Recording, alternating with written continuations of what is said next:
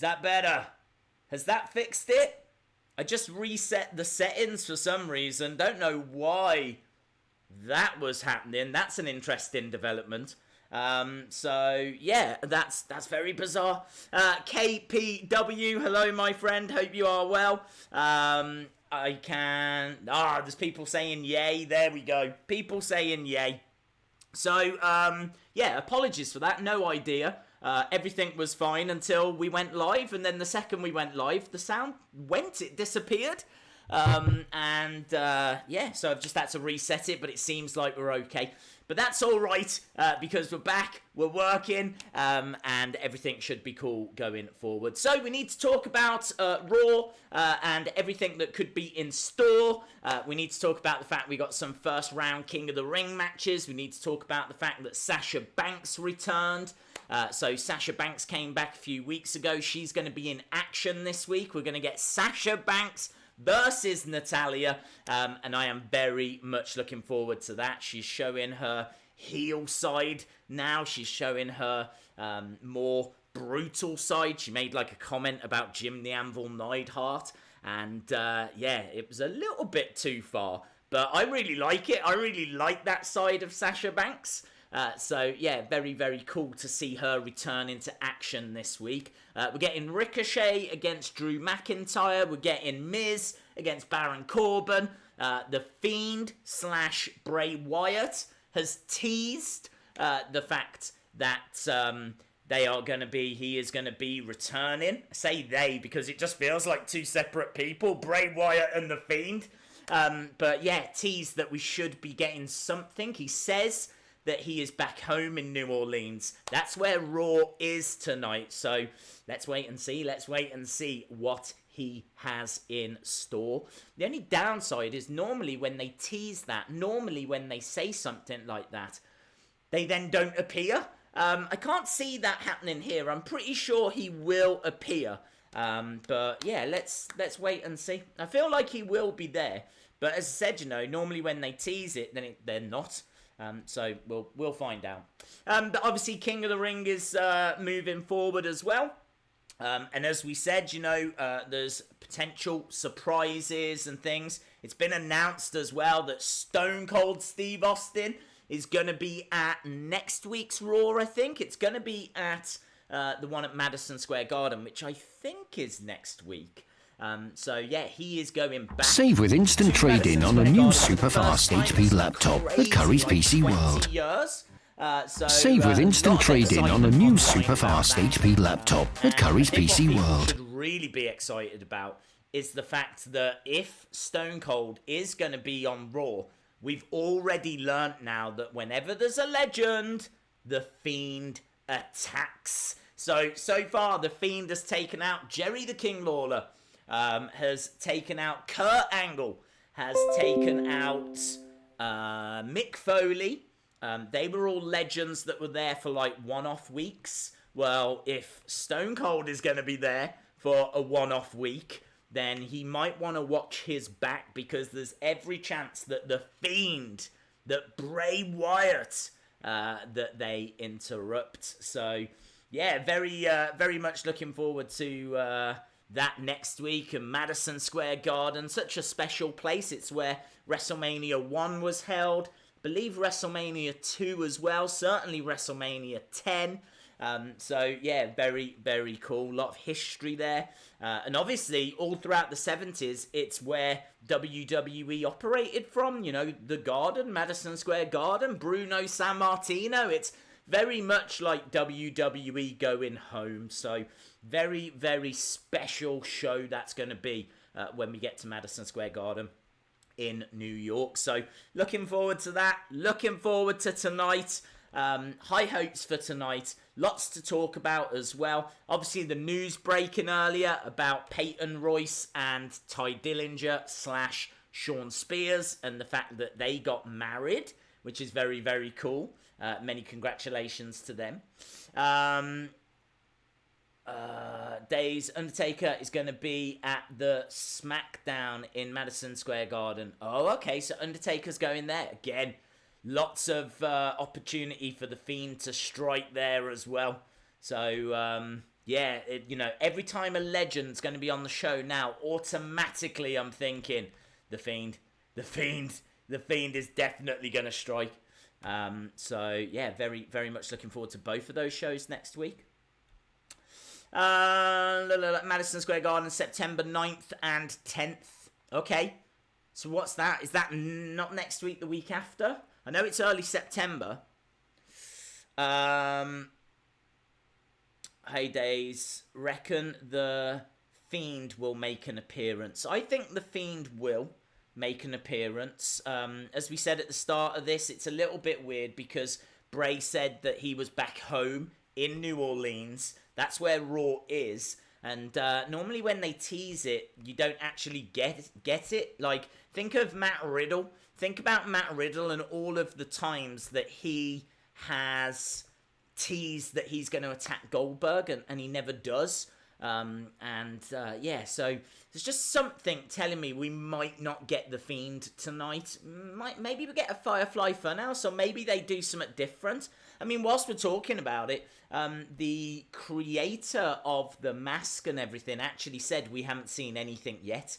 Actually said that there was keep watching, basically. So there must be something lined up. There must be something pretty big lined up for Bray Wyatt and the Fiend and all of that kind of stuff. So maybe we won't get it this week. Perhaps we might have to wait or something. But who knows? Honestly, who knows? Because I've been caught out a few times when the Fiend has done things that I wasn't expecting. So very exciting. I miss seeing the puppets behind the superstars. I still look for them. I actually put up a message on Twitter earlier showing a picture from a few years ago, and it was a picture of AJ Lee. She obviously hasn't been in WWE for many, many years now. I want to say about 3 years, maybe even longer. Actually, yeah, definitely longer, probably 4 to 5 years.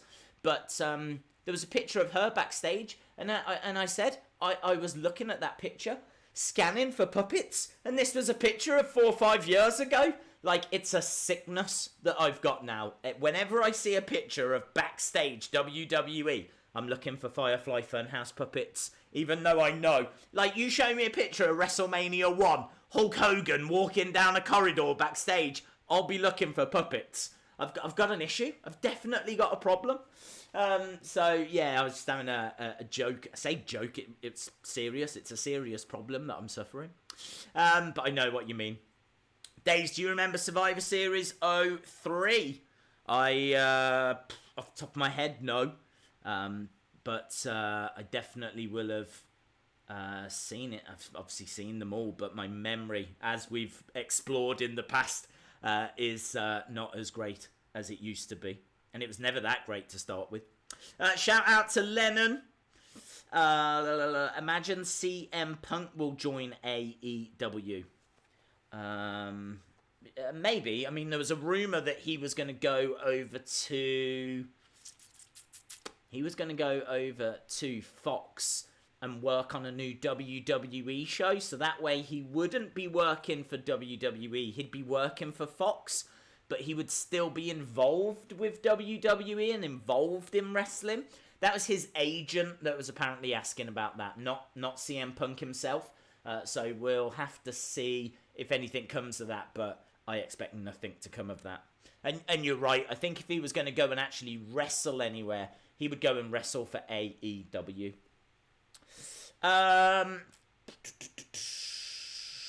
Benoit was in 03. Cool. Days, when will you be able to send magazines? Some magazines have already been sent, so could be on the way already. If I was a wrestler and the Fiend tried to attack, I would try and get in the crowd.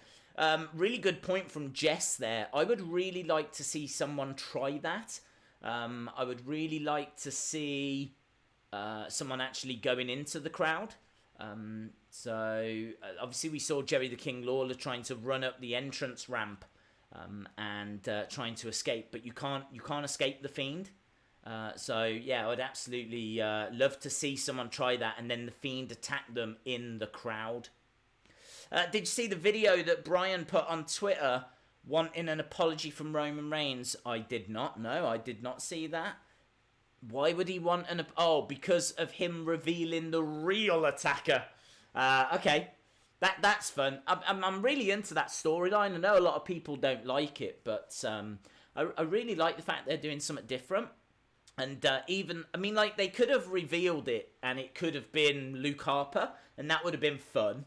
But they revealed it, and we don't know who it is right now, and no one seems to have been able to find out who it is. We don't know if this guy's a wrestler. We don't know if this guy really was involved. We don't know if it's a decoy. I feel like it's a decoy by Daniel Bryan. We don't know if this guy's related to Rowan. We don't know if Roman might know this guy. Roman might have interacted with this guy in the past. I mean, there's so many different roads they can go down with this. This storyline is still so open. I was kind of surprised to see it get the hate that it did. There's no point hating on a storyline halfway through. You need to see how it ends up and what the overall picture of it is like, because this could turn out to be something really cool. Could turn out to be something brilliant. Could turn out to be something rubbish. Don't get me wrong, but right now I'm still on board with that storyline. I'm still a fan of that storyline, and hopefully we see that developed. I don't think we'll see it developed too much tonight. I kind of feel like it's more a SmackDown storyline rather than a Raw storyline. But let's see, who knows? Obviously, Roman's such a big name, he could easily be a wild card tonight. But I heard they were phasing that out as well, getting rid of the wild cards, getting rid of superstars appearing on both shows. And I think that's something that we all want to see disappear. Something they're surely going to have to get rid of for when SmackDown moves. But again, let's wait and see. Days, have you played Fortnite recently? I've never played Fortnite at all, apart from a couple of little goes, so no is the answer to that. Peter Christ, shout out to you. Anador saying, how is Days wearing a hat?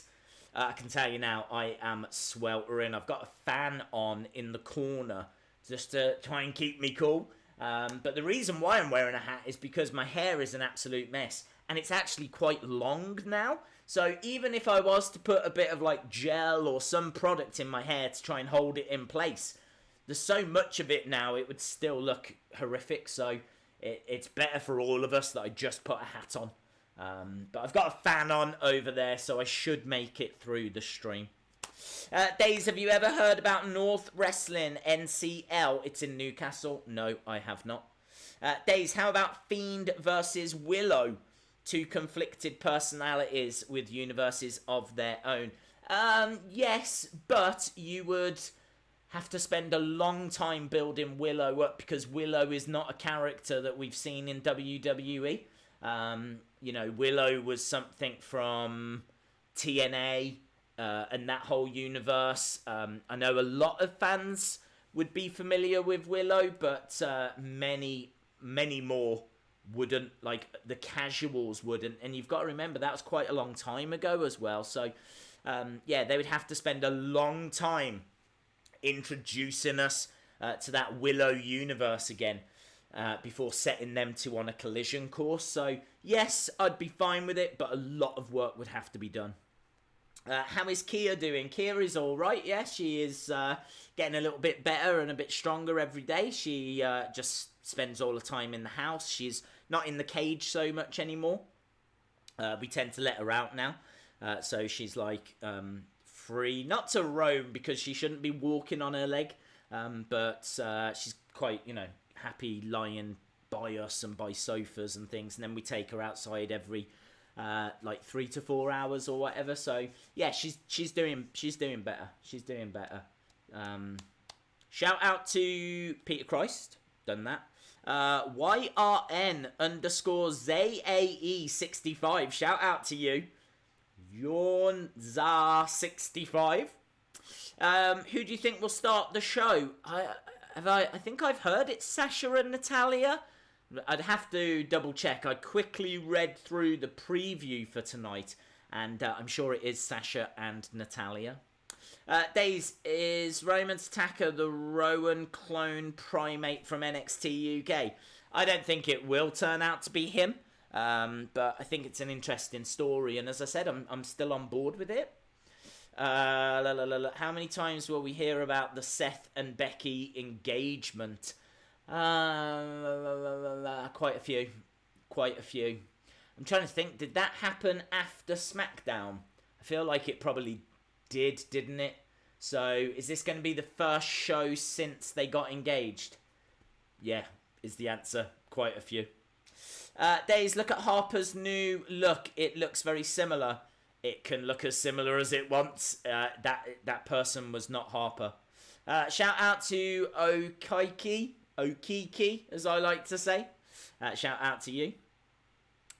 What do you think of Gargano versus Cole? Toronto got 4.75 stars from Meltzer, and not more in your opinion. I think 4.75 is a very high score, to be honest. I wouldn't have an argument with that. Days, will we see Muscle Man Bray fights? I hope so. I really hope that we do see several different Funhouse characters in matches. So I'd really like Funhouse Bray and Muscle Man Dance Bray. And someone actually came up with the theory that it's very similar to the Three Faces of Foley. Like where you've got Dude Love, you've got Muscle Man Dance Bray. Where you've got Mankind, you've got The Fiend. And then where you have got Cactus Jack, I was going to say Chainsaw Charlie. Where you've got Cactus Jack, that's where you've got Funhouse Bray. Obviously, we've seen Funhouse Bray with that chainsaw. So maybe if he was to have that a little more as an accessory, then it would feel a little bit more Cactus Jacky. But I kind of got what the person was saying. I really like it.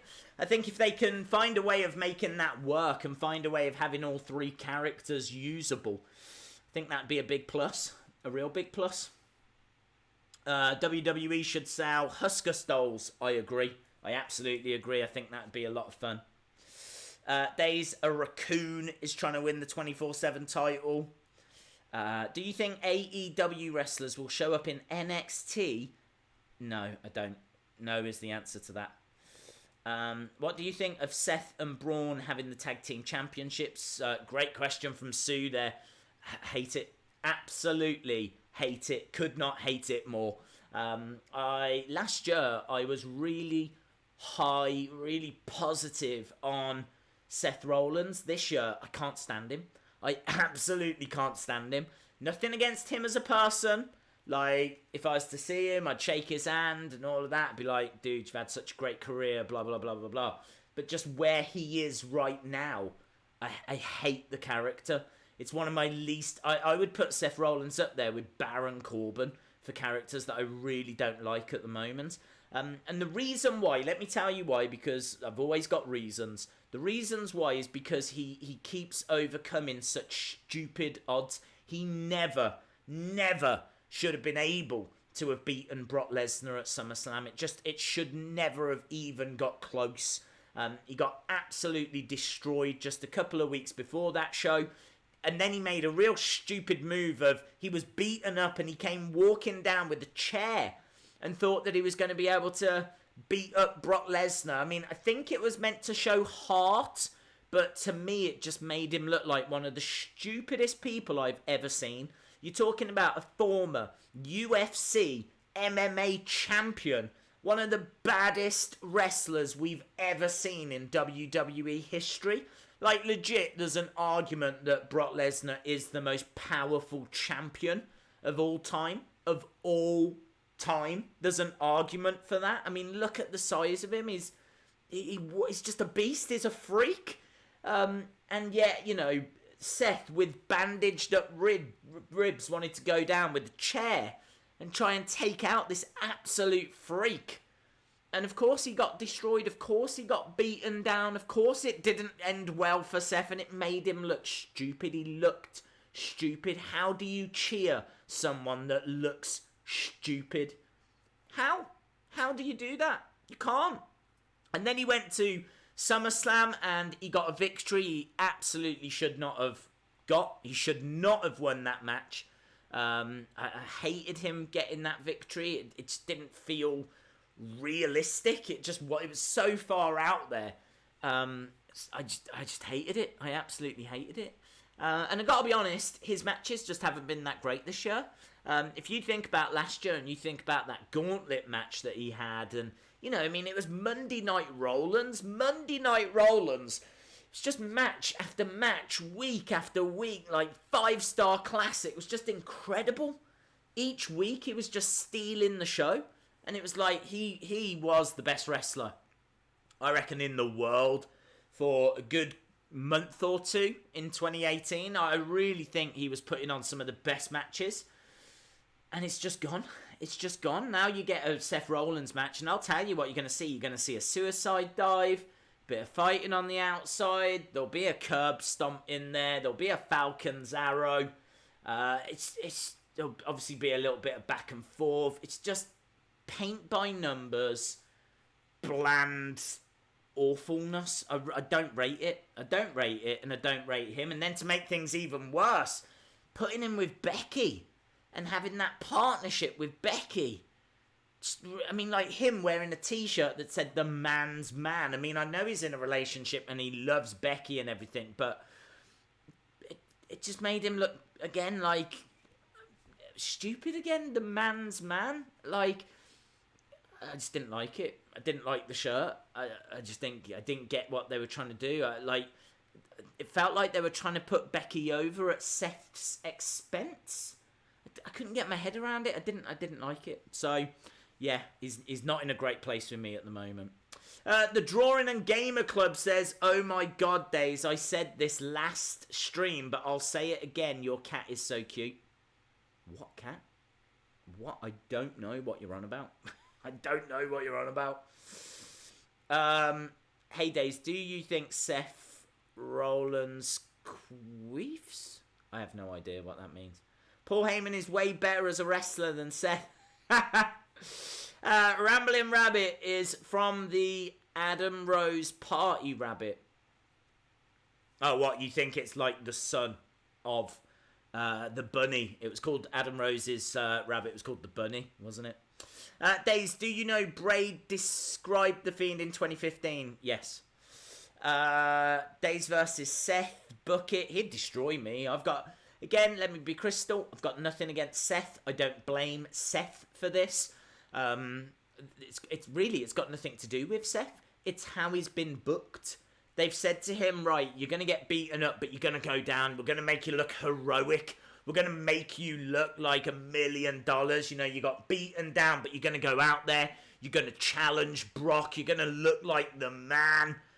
And you know, what's he meant to do? Go, no, I don't want to do that. He's got to do what he's told. So it's not his fault. It's how he's being booked. But it didn't look that way to me. It looked stupid. It made him look stupid. Days Rusev has shaved his hair and beard off. There we go. Breaking news. Eagle Eye Productions. Shout out to you, my friend. Shout out to Ryan Hood. Is Bray the scariest of the scariest? I don't know. I don't know if Bray is the scariest. He's pretty scary and he's definitely up there. But there's been some pretty scary characters in the past. Like Waylon Mercy, I always thought was scary. Who Bray Wyatt was like based on. So that was always a scary character. Kamala, when I was a kid, was always very scary. Because like I'm sure they used to say he was a cannibal. He would like eat people. And you could believe it as well looking at him. So yeah, he was always quite intimidating. Shout out to Ryan Hood. Shout out to C Wrestling. Hello to Lisa as well. Kane from 1999. That he is pretty scary. He is pretty scary. Obviously the boogeyman as well, like with the worms and everything, they were disgusting, but the fact he was willing to do that just kind of, it's quite out there, you know. Days, do you watch Stranger Things? No, I have never seen Strange Things. What are you watching on Saturday, AEW or NXT? Both, I believe they're on at different times. NXT is coming from the UK, so because it's coming from the UK, I think it's on like 8 till 10, maybe 8 till 11. AEW is coming from Chicago, So that'll be on at like 1 in the morning. So honestly, I think we're going to be doing a couple of streams. I think we're going to do our NXT TakeOver stream. And then when that finishes, we'll go straight into All Out, 2 absolutely massive shows. And we're going to cover both. Hello to Richie Oxford. Hope you are well. Hello to Tennessee. Black Moon Warrior. Shout out to you. Hey guys, welcome to William Clauser. Hello to William Clauser. Hope you are well. Days, have you seen the conversation between Bray and Alistair Black on Twitter? Yeah, I've seen a little bit of back and forth. I'm not a fan. I really don't want to see that feud because I don't want either to lose. So it's very difficult as a result. So yeah, I don't really want that feud. Shout out to Lennon Thundercliff Scenes. The Fiend is pre-order for 2K20. That is correct. Days, get down to Home Bargains. I always have a look in Home Bargains, but mine never have anything new. Days, have you ever seen Johnny Gargano's reaction to the Fiend's SummerSlam entrance? I think it was on the watch along, wasn't it? And I don't watch them. I watched one. I can't remember which one it was. And they weren't paying attention to what were going on. They were like talking amongst themselves. I thought it was quite annoying, actually. I found it quite annoying. So yeah, I don't watch them. I mean, obviously, I tend to stream at the same time that they do. But if it was going to be good and insightful, I would definitely watch it after. Because, you know, I think it would bring something to the table. But just watching, like, a load of jobbers messing around, I'm not interested. Not that I'm calling Johnny Gargano a jobber. Clearly he is not, but yeah, I've seen a few clips of, you know, what they get up to, and not for me. Happy birthday to Brooklyn Baker. Shout out to you. Shout out to Greg Baker as well. We got Brooklyn Baker, and then straight underneath we got Greg Baker. All the Bakers are here. We got Akil. Shout out to you. Cameron, we'll find out when we get to it. Wheel of Fun in about 15 minutes time. If we ever get a new big faction, do you think we would have it led by Randy Orton or AJ Styles? Well, we've got a big faction. The OC is a big faction that's being led by AJ Styles. You could argue that the Revival and Randy Orton are like a faction now. I'm hearing a lot about those guys. So yeah, it looks like we've got 2 big factions at the moment. I'm not sure what they're calling themselves or if they've even really acknowledged themselves as a faction, but I'd say Revival and Randy Orton are quite an interesting faction. I'd call them a faction. Shout out to Christopher Rogers and Ryan Reynolds. Oh my god. Ryan Reynolds. Supreem. G-O-D. Gan G. If you could book a match at WrestleMania for The Fiend, what would that match be? That's a great question. I would book The Fiend versus Randy Orton. I would do The Fiend versus Randy Orton. I actually said earlier on Twitter, what if The Fiend goes after Seth Rollins? He could beat Seth and become Universal Champion, and Randy could beat Kofi. And then they would go head-to-head at Survivor Series. We would get Randy Orton versus The Fiend. So, yeah, that would be very, very cool. But I would do it at WrestleMania. I would also do Undertaker Sting, as long as they were both medically cleared. I've got to be honest, I don't care what people think about that. It's my absolute dream match. And for the build, for the stare down, for that moment. I mean, for me, it would be as big as Hogan and The Rock face to face. It would be that level. So seeing The Undertaker and Sting face to face, lots of people are going to say it should have happened 10 years ago, and I absolutely agree. No disagreeing from me. But yeah, I just kind of feel like it's now or never. We either get it or we never get it, and I would much rather see a poor version of it than never see it at all. But a lot of people disagree with that. A lot of people say that we shouldn't get it, and that's absolutely fine. But if you're asking me how I would book WrestleMania, that would be a match I would put on at WrestleMania 36. So I would do Undertaker Sting, providing they were both medically cleared and they both wanted it. I would do Fiend versus Randy Orton. Trying to think what else I would do. I feel like there would have to be something big for Ricochet. I feel like Ricochet has got some real momentum. So I'm not sure what his match would be. He's been in a bit of a feud with AJ Styles, which I think helped Ricochet. But could you imagine like giving Ricochet a spotlight singles match at WrestleMania, and you say to him, go and whatever the biggest, best thing is you can do, go out there.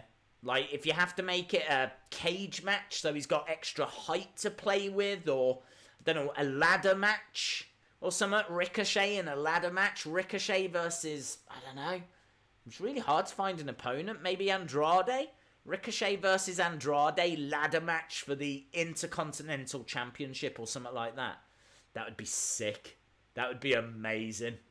That could steal the show. Ricochet versus Andrade in a ladder match. That would have potential to be up there with Shawn and Razor, wouldn't it? Think about that. Amazing. Undertaker versus Sting is my dream match. I hated the fact that WWE teased it on the network. Yeah, that did suck. That did suck. How would you improve Intercontinental Championship at the moment? Great question from Cameron. Great question. Okay, here's what I would do with the IC title. First of all, get it off that white strap. Done. Yeah? That belt, the way it looks, it's old news now. Yeah? The belt itself, iconic. You wouldn't change that too much. But easily you could change the strap. Get it onto a black strap, right? So, black strap. Then I would paint the logo red. Okay? The WWE logo. Reason why I'm doing that is so that it's a callback to WrestleMania 3. WrestleMania 3, arguably the greatest Intercontinental Championship match of all time. Macho Man Randy Savage against Ricky the Dragon Steamboat. The championship was on a black strap with a red logo. Okay, let's get a callback to that. Let's hit reset, basically. That's what I'm doing with it. I'm hitting reset. I'm telling you, the belt has changed. The way I'm booking the belt is going to change. Things are going to change, right? So I would do that. And then I'd put a few simple rules in place. The champion only defends once every 30 days.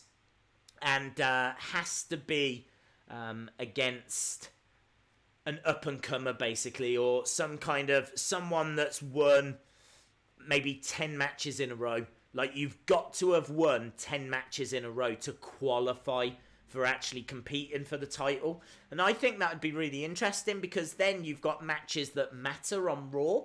So, like, someone could have won 9 in a row, and then they get to Raw, they need to win this 10th match, and then they can challenge for the IC title. And then this match, which before will have had no impetus, would have had no impact or stipulation, it wouldn't have mattered.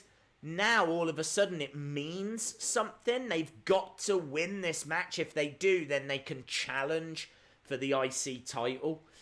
Only gets defended once every 30 days. I think that's very, very important, because... And I think this is important for all of the titles. And the reason why I say that is because now you've got the 24/7 championship. Titles are changing hands all the time. Like, this week, we've already seen 2-3 title changes, because Elias dropped it to R-Truth. R-Truth dropped it to this Fox presenter.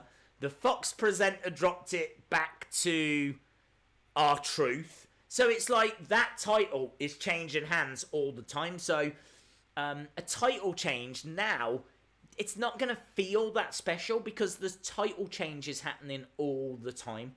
Not only have you got the 24/7 title changing all the time, but, you know, there's that many titles. There's so many titles now that feels like every week there's a title change. So I think they've got to slow it down. They've got to slow it down. I think the best way of slowing it down is by only defending once every 30 days. And do that for all belts. That means that every title match is going to feel a bit more special. And that's going to help all of the title matches. So maybe you say, like, title matches only happen at pay-per-views. And even then at pay-per-views, like, you don't get every belt defended. So maybe you don't defend the IC belt at Clash of Champions. So you do it on a SmackDown instead. But still, you're only defending it once every 30 days. It's got to feel special. When those title matches happen, it's got to feel special. It's got to feel special. So, yeah, I really think that would go a long way to helping. And honestly, I wouldn't be using the champions in too many matches. I really think that when you become champion, you've reached the mountaintop. You're no longer chasing a title. You are the title holder. So I think there has to be some privilege that comes with that. And that privilege has got to be that your workload decreases. You don't wrestle as much. Yes, of course, you wrestle at house shows that no one's going to see. But no longer do you have to do wrestling at... Still go on Raw, cut promos, sit in on commentary, get into a bit of a, argument backstage, all of that kind of stuff. And if they want to have, like, an occasional non-title match, okay, I can live with it. But the title should only be defended every 30 days. I really believe in those kind of rules. Because, I mean, look at UFC. UFC, for example, has got, several weight divisions, yeah? Each weight division, that belt is defended twice a year, 3 times a year. That's it. I mean, that is it. Because in a real sporting environment, you've got to train for your next opponent. Like, if you want to be realistic about it, you can't just have championship match, every single week, because the championship matches don't matter. And, as well as that, it's just the case of it's not realistic. I've already spoke earlier as to why I hate Seth Rollins for, him attacking Brock, so... the Collier experience. Thank you very much, my friend. Really appreciate the support there. Let me jump over to VAR so I can read your comment in full. Heydays. Hello, the Collier experience. Heydays, what do you think of The Miz? Oh, look at this question. Oh, I love questions you can, get your teeth into. What do you think of The Miz? He was a great heel, but I'm loving his babyface run. Give him the world title again now, and he could be the next Hogan and easily be the face of the company. I can see Wrestling Hero Figs underneath that as well. Hello to you, my friend. Hope you are well. So the Collier experience, really good point there, talking about The Miz, saying that he could be the face of the company. I feel it's a little bit split on it. Because I feel like physically he's not the most impressive. Now, I know that we're a long way from the Hogan days, yeah? I know we're a long way from the jacked kind of, dare I say, steroid user. Hogan clearly was. Warrior clearly was. So I know those days are behind us, but someone like The Miz is going to struggle for me because... Oh, hello. The Miz is going to struggle for me because he doesn't have the most impressive look. His promo skills are fire. The problem is that his matches are dull. Hurts me to say that, but they kind of are. Like, can you really think of that many great Miz matches? This was put to The Miz as well by Daniel Bryan, who called him boring. And The Miz replied by saying, yes, but I've never been injured. Well, that doesn't really impress me too much. I mean, brilliant, well done that you're a constant and you're constantly there. But it's not really an argument, is it? Daniel Bryan could get away with being a smaller guy because his in-ring work was brilliant, so crisp. His transitions and all the different submission holds and his reversals. And, he clearly was passionate about wrestling, you can't really say that about The Miz. Well, I mean, The Miz is passionate about wrestling, but I don't know. I mean, he came from the celebrity world, and he's a great promo, and he's got Miz and Mrs., and he's got a lot going for him, and I'm not disagreeing with you that he deserves another world title run. I think he absolutely does. I think he should have had it around that Talking Smack time. Do you remember when he was on Talking Smack? And he cut that great promo on Daniel. Brilliant, absolutely brilliant. And then he's turned face, and yeah, I'd agree it's going well, and he's got that show, and he's got a lot of positives. But for me, he's a small guy, and if you're a small guy, you better be damn good in the ring. You better be Rey Mysterio or Daniel Bryan or Ricochet or Andrade or Bret Hart or Shawn Michaels. And honestly, The Miz is none of those. He's not even close to any of those. And I think that's what holds him back. I really think that's what holds him back. I don't think it's so much his look. His promos are fire. I think it's the fact that his matches are solid and nothing more than that. So give him a world title run. Let's call your experience. It's a great question. It's a great point. How about this? Give him a world title run. Put him in there with AJ, Daniel, Seth. Put him in there with big names and see what the matches are like. And if the matches are good, you're on to a winner. If the matches aren't, you've got to take that title off him again, I'm afraid. You've got to take that title off him. Hello to Jimmy S17. Hope you are well.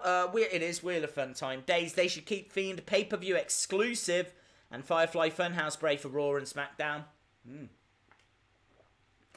Yes, that. I agree. I really... I mean, I think it's okay to have the occasional Fiend appearance, but I wouldn't be having Fiend matches on Raw. Although, that's a very interesting point because The Fiend actually said who he would want to face on Raw when he has his debut. We did a whole video on it, and it was very, very interesting. If you are watching and you haven't subscribed as well, by the way, hit that subscribe, smash that subscribe, make sure that you join us. We are 121 subs away from 153,000, so it would be epic if we could do that tonight. It's a big ask to try and find 121 people watching that haven't subscribed to the channel. You know, watch for a bit, see how it feels, see if you like our little community that we've got here. We're going to do Wheel of Fun now. And obviously we're back for SmackDown. We're back for NXT this week as well. We're back for NXT TakeOver. We're back for All Out.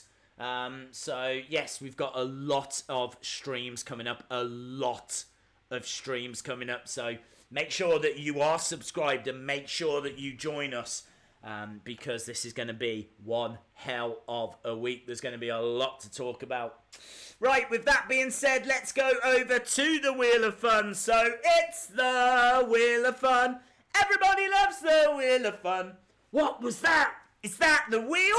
It's the Wheel of Fun. Ba-dum-bum. Right, Wheel of Fun, here we go. Here we go. Tell you what, I feel like, not ranting, but I definitely feel like I've just been on one. I'd like it's 12 minutes. We got 12 minutes till Raw begins, and I only feel like I answered a few questions. So apologies for that, but there's some really good questions asked, and hey, they deserved lengthy answers, and that's what I gave you. So yes, that's how I would book some of those things. Right, the wheel is spinning. Let's see what it lands on. If it's going to be double dares, I've got to get this. Ah!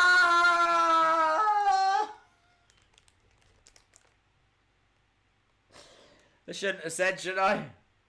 I mean, that is totally my own fault. Totally. I went to show you these. I was like, if it lands on, I think I said double dares. I was like, if it lands on forfeit, then I've got these double dares that I opened up the other week. I've got to have them fit. And then, yeah, of course it did. Of course it did. Right, for those of you that don't know, These are horrible flavours. You can see, look, snot, toothpaste, farts. Some nice flavours in there, but I would argue that trying to eat watermelon with caramel still isn't the greatest thing in the world. Cola, cat food, strawberry, rotten milk, or... what the hell is Tutti Frutti? I don't even know what it is. Tutti Frutti? I don't even know what Tutti Frutti is. And that's the nice flavour. The bad one is rotten milk. So, I mean, I've got to eat Tutti Frutti and rotten milk and snot and farts and caramel and watermelon and... Horrible. Horrible. Okay, right. I'm going to have to try and do this. I'm going to try... Do you know what? I think I'm going to try and put more into my mouth than I've ever put in before. And the reason why I'm saying that is because I can barely fit them into one hand. Look at this. Look at this absolute mountain of beans right here. I feel like Jack. Jack and his beanstalk. Got all these. I bet Jack's beans tasted a lot better than these beans. I can tell you that much. Right, here we go. If you are watching and you haven't subscribed, hit the subscribe. Make sure that you join us. I'm saying this now because I don't know when I'm going to be able to speak again, because it normally takes me about 10 minutes to eat all these, and I'm eating more than I ever have before. I've said it before as well. There might be a few new faces watching, but the worst part of this, if I'm going to be sick, which I know is what people really want, if I'm going to be sick, it's going to be when I first swallow, okay? Hey Days, since NXT is going live on USA, do you see a need for call-ups anymore? No, is the answer to that. I don't. I don't think you will see call-ups anymore. I think what you might see more of are drafts. You might see more superstar shake-ups and people moving around.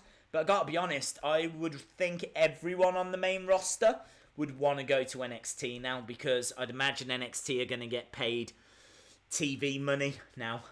So NXT's pay is going to go up, and their touring, I should imagine, is going to go up, and it's such a passionate fan base. I mean, you don't get people like cheering for Raw, do you? You don't get people going Raw, Raw, Raw, Raw, like Raw, like cheering Raw because it's so good. Or you don't get people at SmackDown going, "We are SmackDown, we are SmackDown." But you get NXT chants because people are passionate about NXT. So, yeah, I'd imagine everyone would want to move to... I just imagine there's conversations happening right now. Like, now NXT's on TV. Can I, like, you know, go to NXT? Yeah? Can I do that? In fact, you might see some interesting people turn up in NXT. Could you imagine The Undertaker in NXT? Woo, boy! Tyler TS97... Any theories on what happens if and when Bray listens to the heel glove? I haven't seen any theories on that. I mean, there can't really be any theories. Well, I say I haven't heard any theories. I have heard the fact that Sister Abigail might be heel and Mandible Claw might be hurt.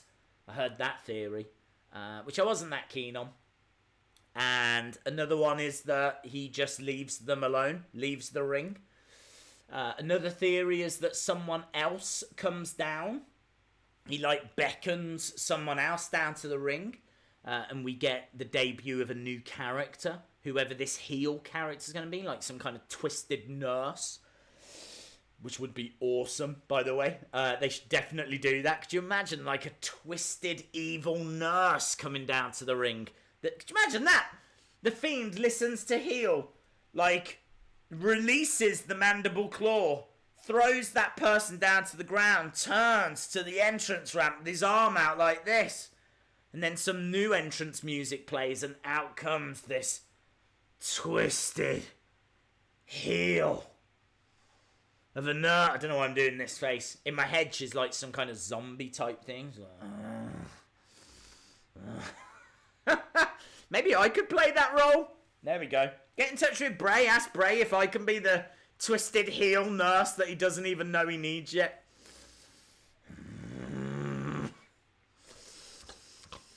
Right. Here we go. We're ready. Here we go. Yeah, Wheel of Fun. Here we go. Oh my God. I can't.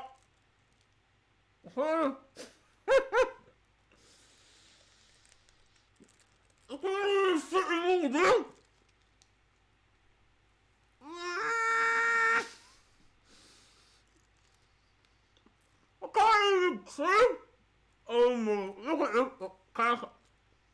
Look at, oh, that's fuck.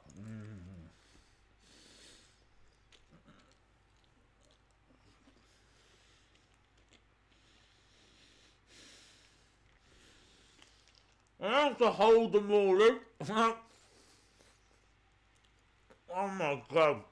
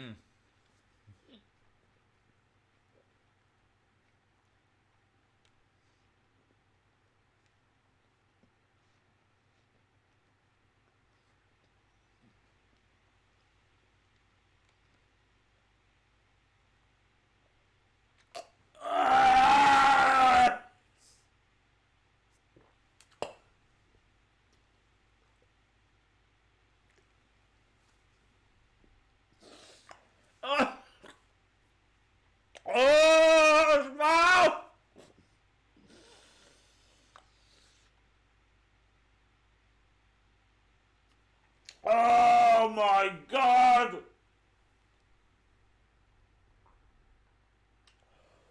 I was chewing away and all that juice was building up. And I couldn't really taste it that much. I can taste it now. Oh, it's foul.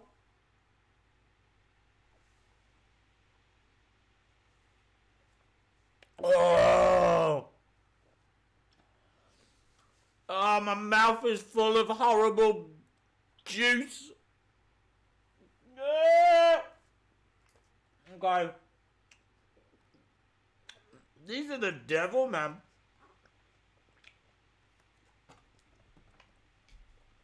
I gotta drink some water.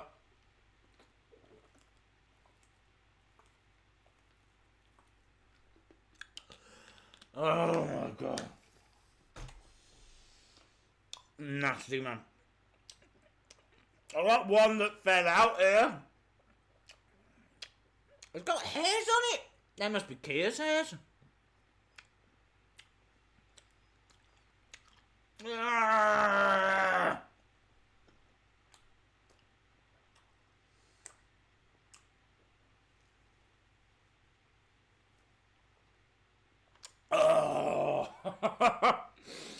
Every time I swallow, it's like dirty dishwater. That's the only way I can explain it. Dirty dishwater. That's what I've got in my mouth right now. It's cruel, man. This is cruel. You lot are being ever so cruel to me.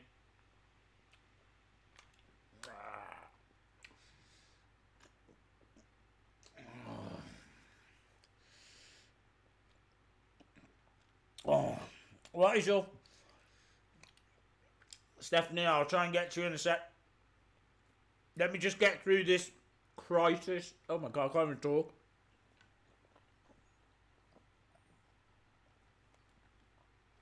There were so many!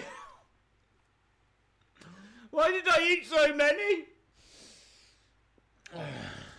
Come on. Come on!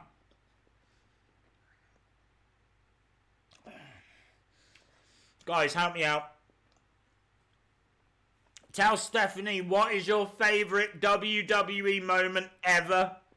Ever. Let me know in the chat. We're 11 away from getting to 900. Oh, I've still got a whole load here. I just got more that I found over here in my cheek. I'm like a squirrel. I'm like a squirrel that collects dishwater.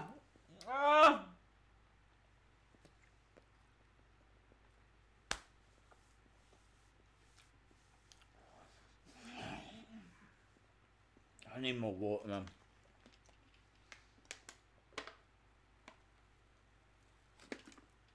Ugh.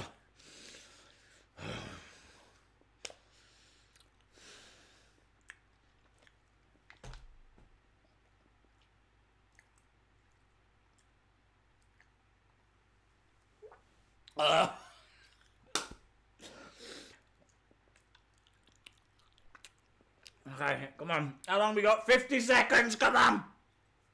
We only got 50 seconds!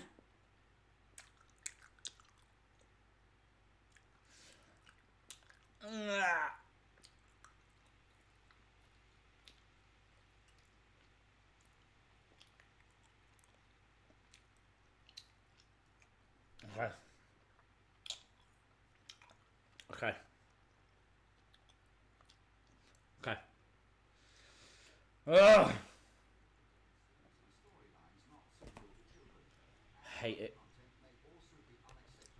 It is coming on, you're absolutely right.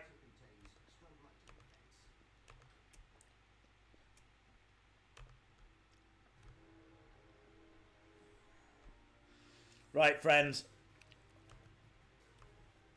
Oh, my mouth has got the worst flavours.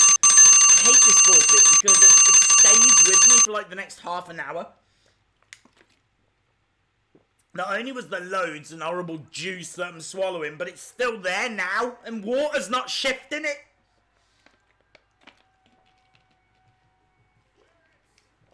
Here we go, boss time.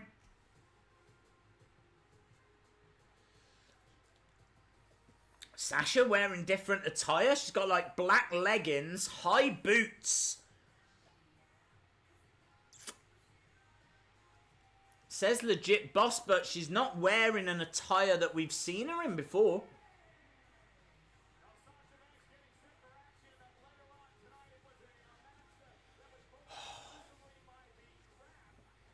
Oh, don't feel great, guys. Don't feel great. Okay.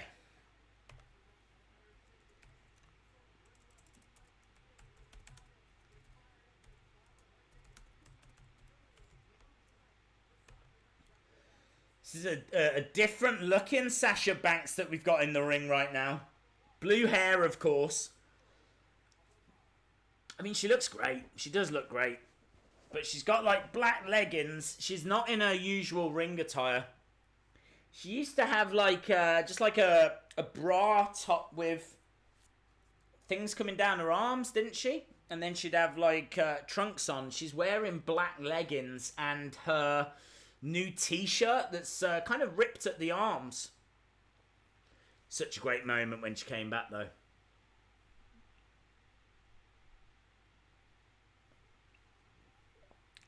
I like Sasha's music. I like Sasha's music. Crowd is dead. To be honest, I can't say I've... Well, I don't have the sound up anyway, so I can't say I hear.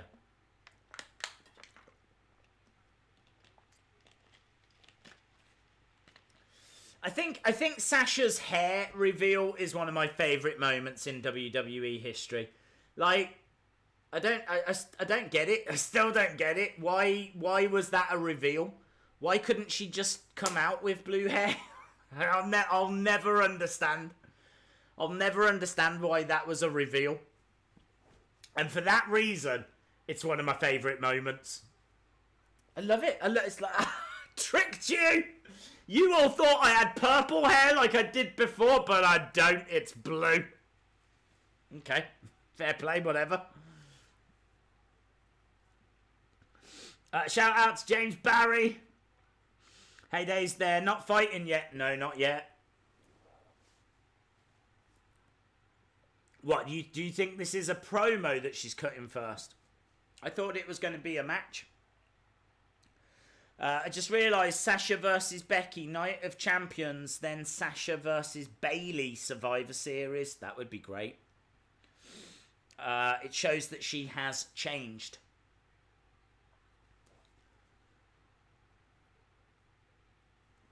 Does blue represent heel, though? I suppose I get what you're saying, like, but I don't know if the hair colour was needed. I think the fact that she punched Natalia in the face while she was getting upset about her dad was enough. Like, I think that showed that she'd changed. Oh, has it been 1 year anniversary, has it, about your dad passing? Bang! That was brutal. And her comment last week was brutal as well. I said at the start of the stream, she is one of my favourite superstars at the moment. Ah, you're right. Look, she's going straight into a promo. I hope she's got something noteworthy to say.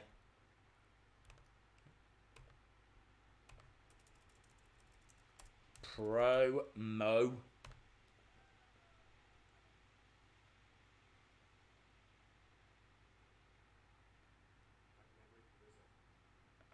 She might not say much.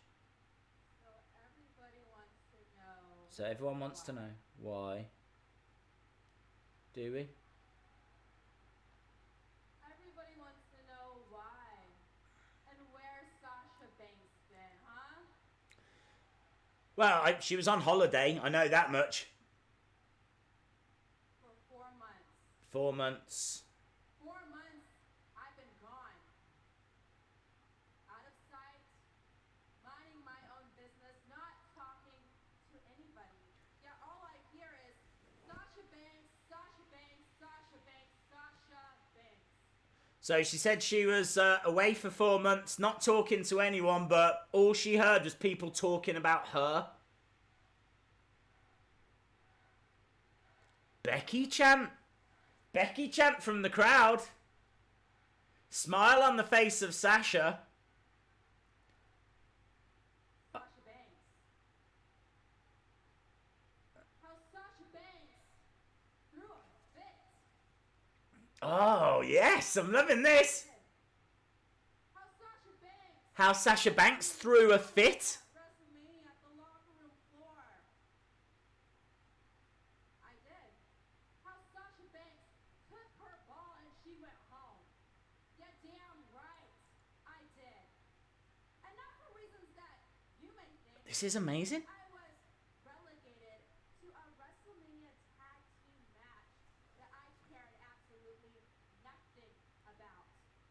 Wow. Defending tag team titles that meant even less. Well, Becky Lynch got to main event WrestleMania against Ronda Rousey. Okay, so Sasha, this is fantastic stuff. So you're right.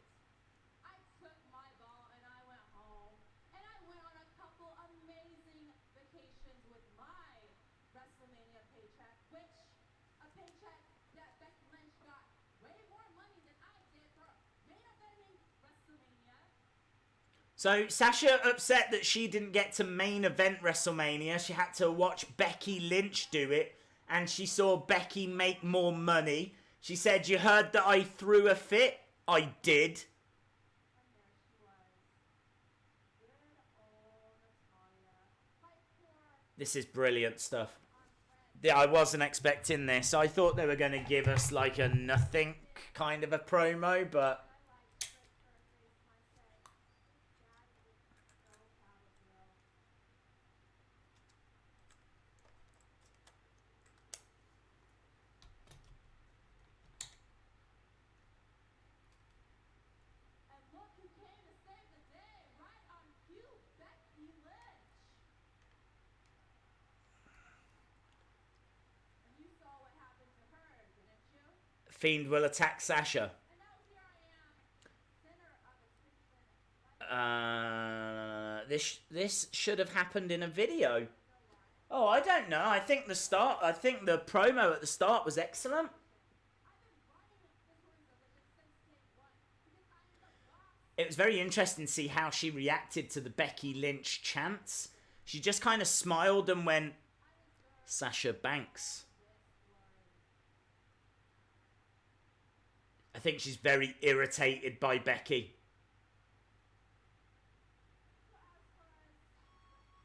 Oh, here comes Natalya now. Natalya running down to the ring. Sasha going to meet her, but she gets speared. Natalya unloading, Sasha unloading, the two fighting on the outside. Natalya in like denim jeans. She's not in any kind of wrestling gear. Sasha taken down. We got a few referees coming down trying to separate these two.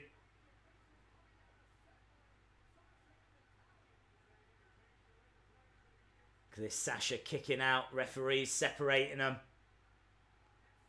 Sasha going after Natalya, the two fighting on the outside. I really like that promo from Sasha. Really liked it.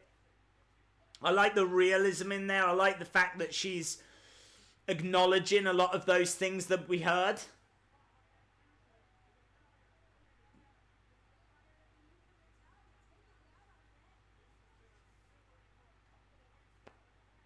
Really good promo.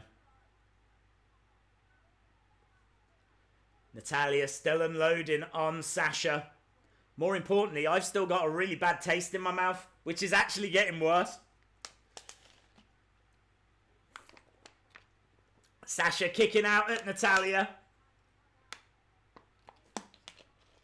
Oh, forfeit is foul. Absolutely foul.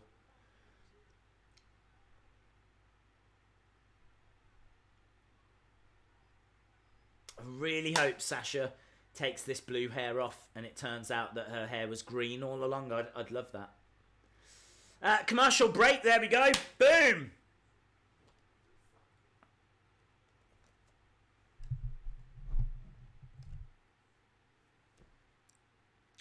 Sasha still has her old ring attire.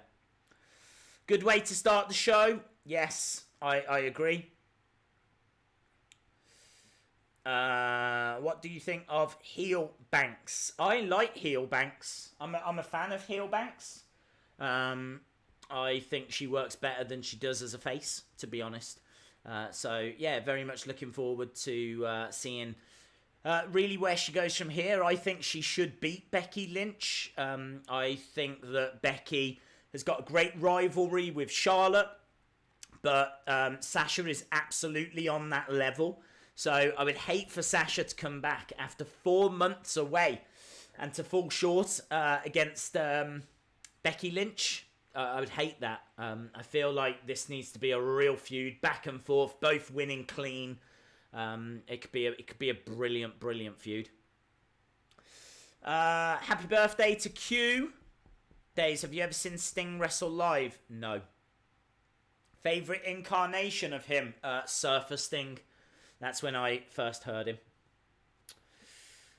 Didn't like that promo. Got better when Natty came down, but in-ring stuff was over-scripted. I like how they make Sasha Becky beef scene personal and real. I agree.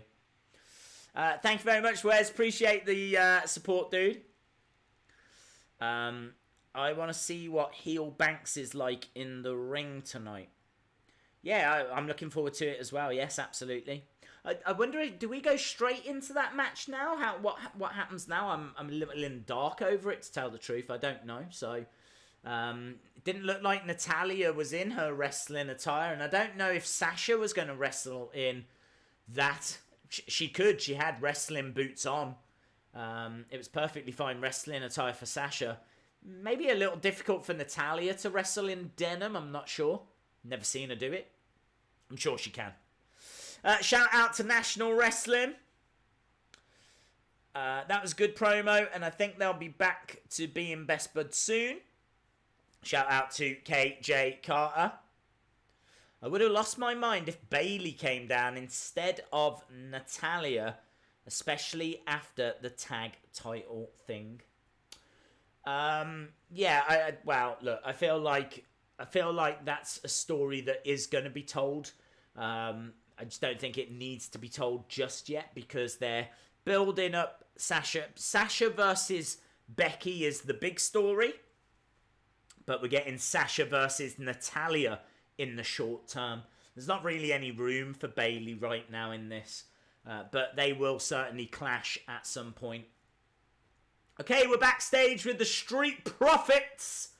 And I would expect to see more NXT talent backstage. Doing a bit of promoting because of NXT moving over. They're talking about King of the Ring matches that are coming up. Shout out to Stephanie Tarver.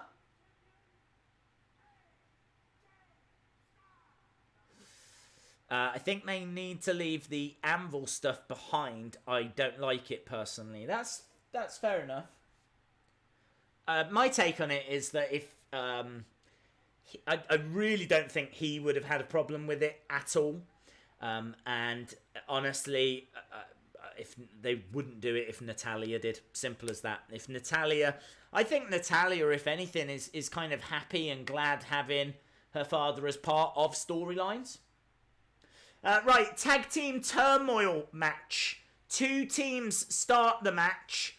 When one team is eliminated, a new team enters. Eliminations can occur by pinfall, submission, disqualification. Match continues until only one team remains. How is this not a tag team gauntlet match?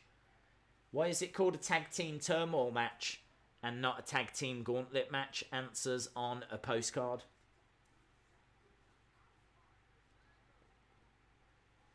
Okay, so Lucha House Party, I think, are going to be involved in this.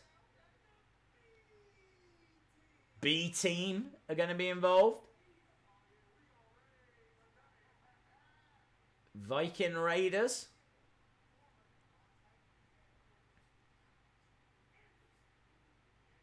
Gallows and Anderson. It's going to be a fun little match, won't it?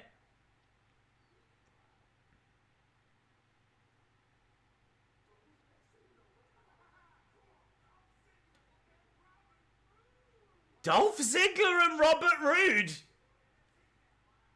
Dolph Ziggler and Robert Roode as a team. Why?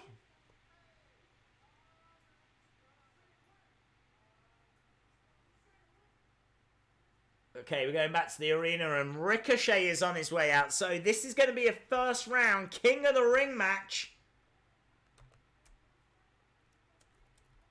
Ricochet. I think it's Drew McIntyre. I'm sure it is. Ricochet. We don't want Sasha to be a female Dolph Ziggler. That is a very good point. Very good point.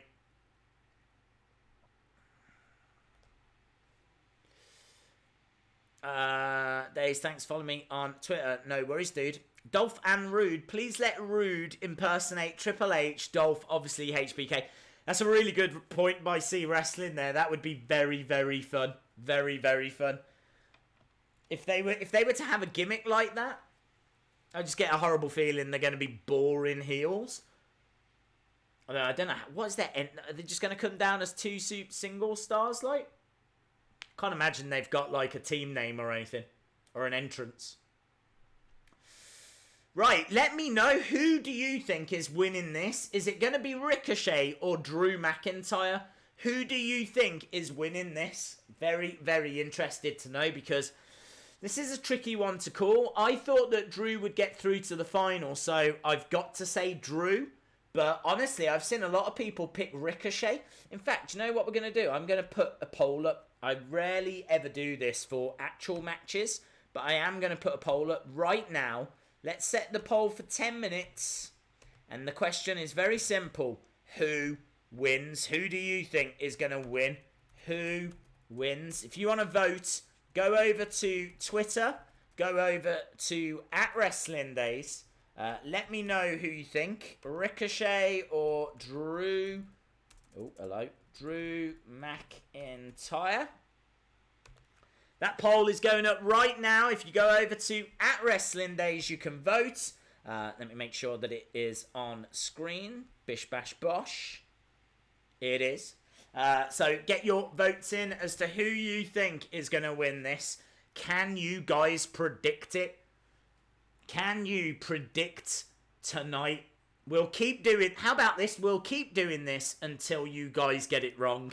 So, can you imagine that? Could you imagine if we could do a show where we got every match correct? That would be insane. Let's try for that tonight. Let's try for that tonight. We're going to start with this one and see if we can get this right. Are you going for Drew McIntyre or are you going for Ricochet? I don't know if it's going to sway you, but the winner faces Samoa Joe. So, I don't know, if McIntyre goes through, that's going to be heel versus heel. Would they do that? Would it be Ricochet? I mean, they could do heel versus heel. Let's have a look and see. I can see that Ricochet has gone into the lead. I want Drew to win, but I think Ricochet has it. Mr. Schmidt, I'm going with Drew McIntyre. I'm going with Drew McIntyre. I heard they had big plans for him. Are they saying that? I've heard they've got big plans for Ricochet as well, so it's a very difficult one to call. Very difficult one to call, but I'm going to say Drew McIntyre after a bit of skullduggery. I think there'll be skullduggery involved. Days, what is your all-time favourite WrestleMania? Well, it's hard not to say 17, but I do absolutely love 5 as well. I love WrestleMania 5. It's got like Hogan, Macho Man, Ultimate Warrior, like loads of big stars. And it was the first WrestleMania I saw as well, so I think it's got an extra special place in my heart. Drew on the outside, Ricochet going to the outside. Nice. Goes over the top, lands on his feet.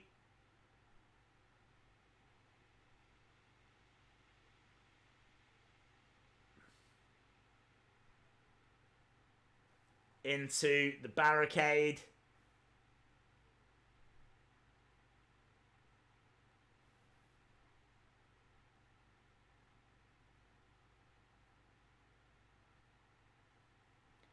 Drew has got Ricochet, and he drops him onto the edge of the ring. That was brutal, man. That's not a move that you see that often. I don't know why, but he just walks up the steps, and he like sidewalk slams Ricochet into the side of the ring. Brilliant. I think Drew and Joe will be the beginning of Joe's babyface turn. Okay. Days, should Drew cut his hair? I don't think it matters, to be honest. Days, I want Drew to win, but I'm guessing WWE wants a face to win King of the Ring. Not necessarily. We've seen heels win probably more times than faces, looking back at the history of it.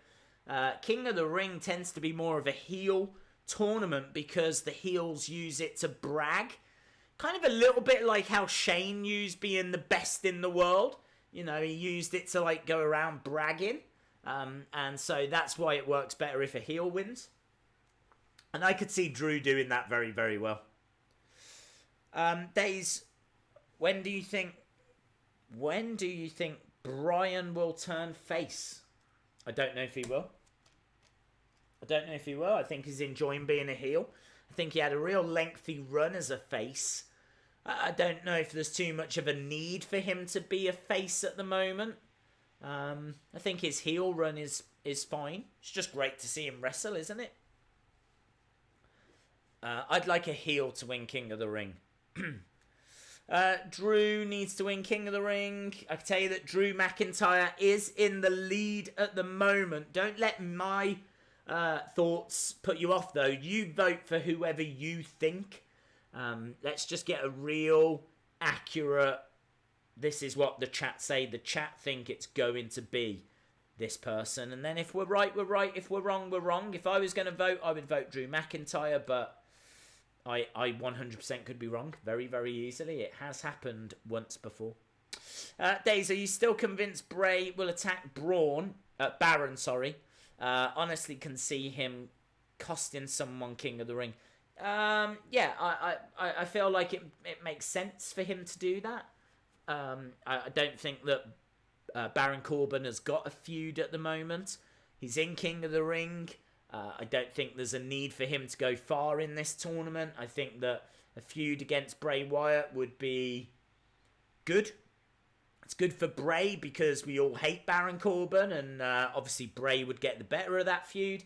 And I think it'd be good for Baron because I think once the feud was over, I would hope that he would step away for a little while, even if it was just a few weeks, just to, kind of hit reset a little bit. I feel like he's trying to hit reset now because he's obviously wearing like a different top. I saw him like backstage in like a hat. Very weird. Had like a gold chain and a hat. I don't know. I don't know what's going on with him at the moment. I think he's really directionless since the whole acting GM thing. I know that was a long time ago, but he just hasn't really found his feet since then. And I don't know. I think a feud with the Fiend, amazingly, would be quite good for him.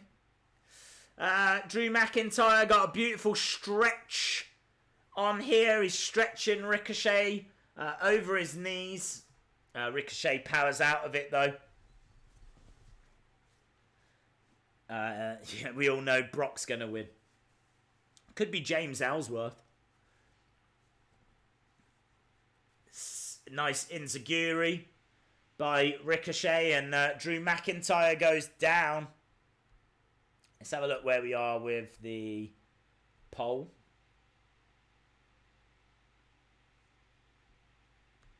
We have had, we've had 64 votes, guys. That is amazing. That is amazing. 64 votes. And at the moment, Drew McIntyre is just edging it. You guys, 53-47. That's how close this is. Ricochet with a nice springboard drop kick. Drew goes to the outside. Ricochet, a little bit out of breath. Goes against the ropes. Over the top, comes crashing down onto Drew McIntyre. Did she win? What? Sasha Banks? We've not had that match yet. They're making us wait. Please shout out Gianna Hall. Shout out. Big Dog's here. Corbin Fiend rivalry reminds me of Taker and Orton. Okay. I think they'd be happy with that comparison. Ricochet trying to get Drew McIntyre up onto his shoulders. Can't quite do it. Daze, do you think the Fiend is going to go after Commissioner Austin, former King of the Ring, when he's on Raw? I think there's a very good chance he will. Aceman33, yes. Alabama Slam. Drew McIntyre. Shoulder up by Ricochet. I thought that might have been the moment. NXT UK TakeOver Cardiff this Saturday. You can pre-order 2K20. NXT move into the USA Network on September 18th.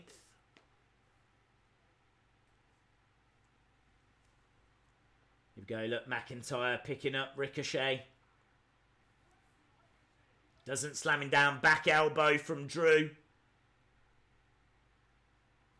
I tell you what, there's someone sat in the front row. I don't know if you've seen. It looks like a woman. She looks like... Jesus, have you seen the woman in the front row? Looks like Abby the Witch. Have you seen her? There's a woman in the front row who looks really mysterious. She's got like a hat on, like a witch's hat. Her face is quite pale. Check her out in the front row. She has just really caught my attention. I can tell you that the guy that won the 2K tournament's in the front row as well. But yeah, that woman has really caught my attention. Front row. I'm not saying that she's been planted there. She might just have come along. She might just be dressed as herself, like, no disrespect. But, or she might be dressed as Abby the Witch. But she does kind of stick out, like, the people next to her aren't dressed as, like, Huskus or anything. It's not as if she's sat there next to Mercy the Buzzard. Amazing. That is scary. I can see her. Maybe it is Abby. That's mean. Oh, I don't mean it to be mean. Look at her. She looks like Abby the Witch. Ricochet on the outside. Abby the Witch watching Ricochet as he climbs up. Big strike from Drew. And Ricochet goes down to the outside. Drew McIntyre going after. I'm just looking now. That 2K guy is wearing a gold suit. In fact, Ricochet just got thrown into the steps in front of him, but he dodges the steps. Beautiful enziguri.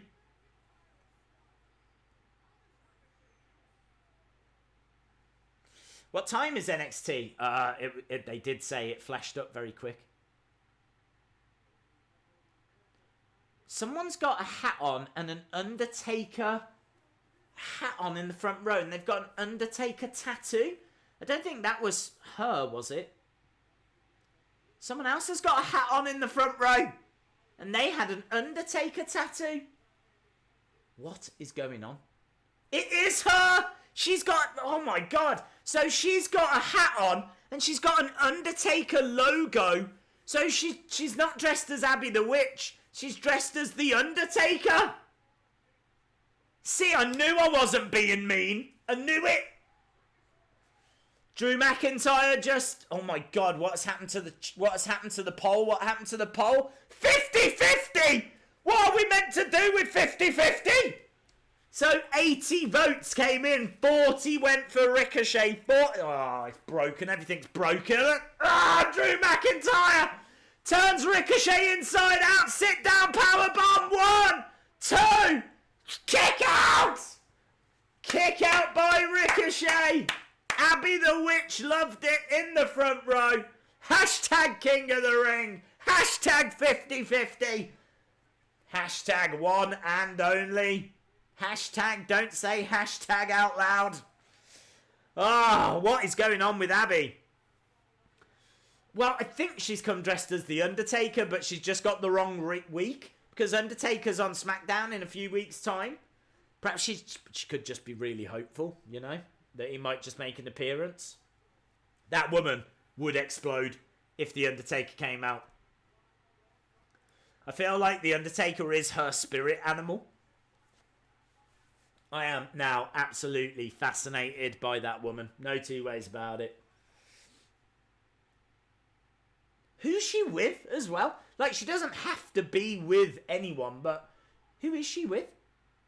Or is she on her own? Because the guys next to her aren't in, like, cosplay. Like, if there was someone standing next to her dressed as Kane or Paul Bearer, that might make a bit more sense. But she's just kind of on her own. Ricochet up top. Hit 630. Ricochet with the cover. 1, 2. Ricochet wins. Holy moly. Ricochet just beat Drew McIntyre. That is a massive victory for Ricochet. Drew McIntyre, I mean, wow. Everyone kept saying he was the next big thing, and I thought he was going to go on to the final. I thought the final was going to be Kevin Owens, Drew McIntyre, both out in the first round. Already love the King of the Ring. Already loving it. Brilliant. Really good. And well done, Abby the Undertaker Witch. She really made that match for me. Well done, Abby the Undertaker. Days, who's your favourite wrestler? Abby the Undertaker. She's alone. Do you think that's a real Undertaker tattoo as well? Like, that's quite extreme, isn't it? Like, to actually get an Undertaker tattoo. Like, I love The Undertaker, but even I don't have any tattoos. I wouldn't get an Undertaker tattoo. And I love him. I can't tell if she's, like, drawn it on for the evening or if it's, like, a proper tattoo. I think it's a proper tattoo. Right, Ricochet versus Joe. Joe. Is later tonight.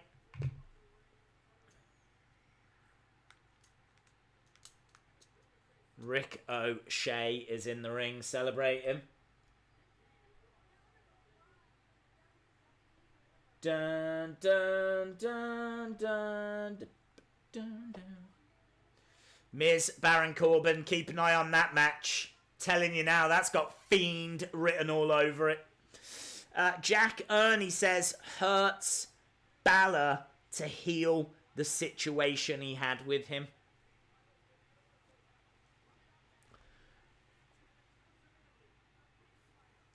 Okay, up next we've got a tag champs interview. Seth and Braun interview. Well, I've got to be honest. Really good Raw so far. I can't get enough days. The Bark Dog. Shout out to the Bark Dog. Shout out to Essence Harris. Shout out, my friend. What was I saying? Really good Raw. Really good Raw. I personally enjoyed the Sasha promo. I think my favourite part of that Sasha promo was her saying that... really acknowledging the fact that she had a fit backstage at WrestleMania. It was a big rumour.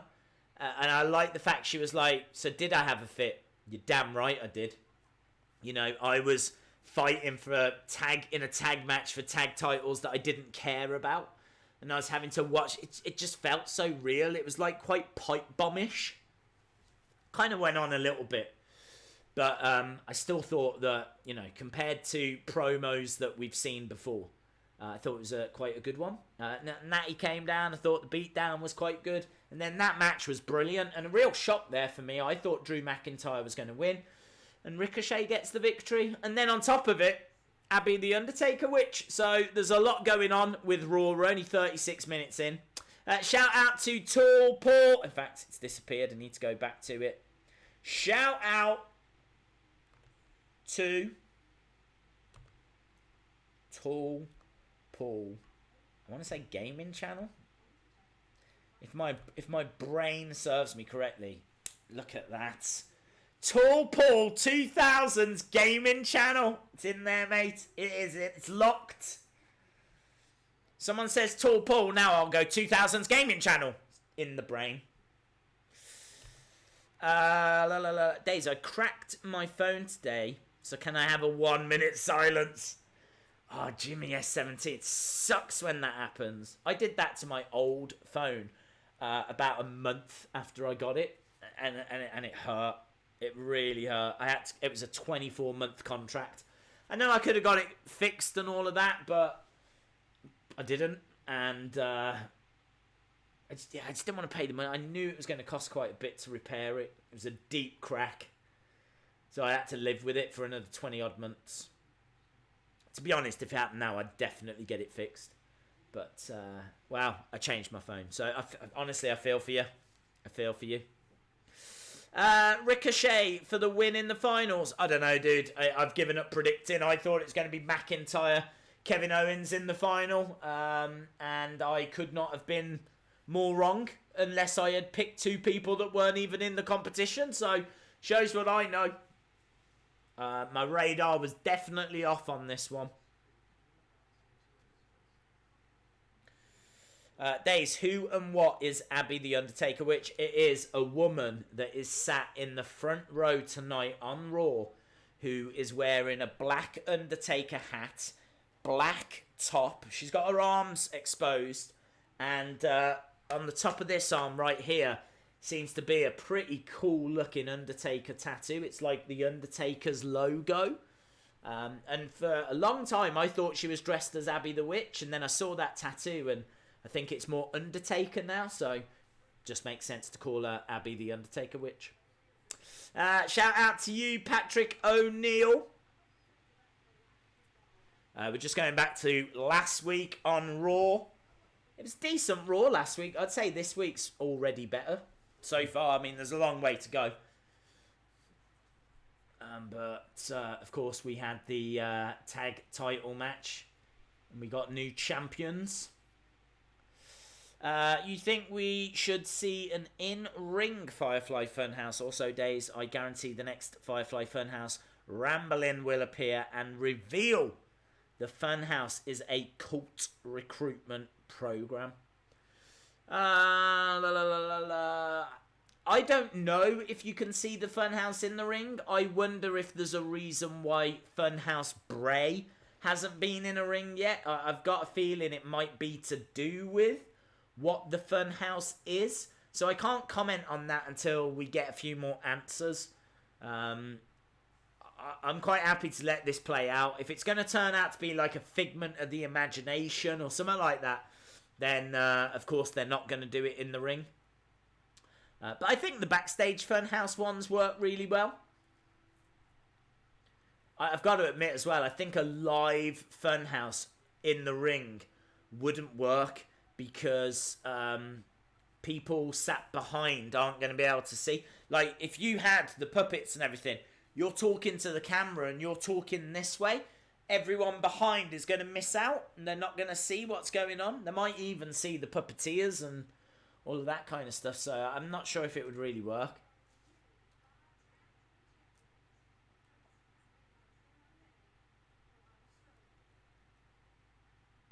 So last week, we're still last week, are we? Okay, we got Seth. Boo!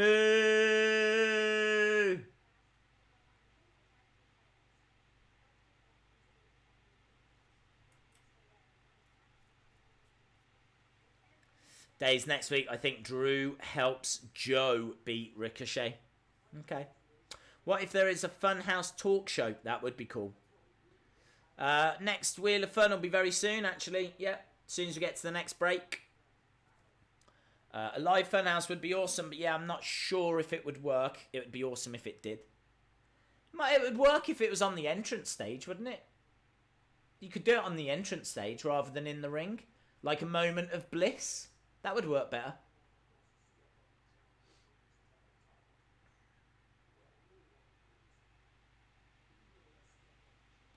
So, Braun wants to know who is Seth going to let go for that championship. Didn't he say that Braun would be allowed?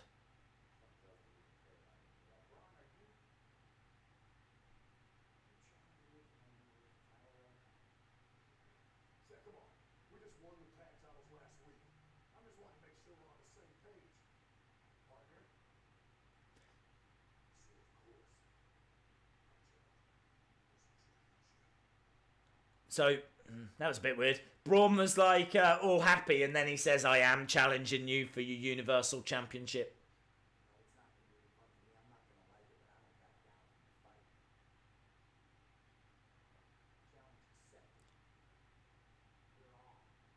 Okay, there we go. Seth accepts Braun's challenge.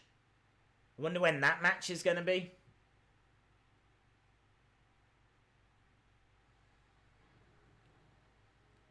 Clash of Champions, is it? Oh, well, there we go. So, literally, we just see them do the match and then without... There's the graphic. Ready. Done. How did someone make that graphic so quick?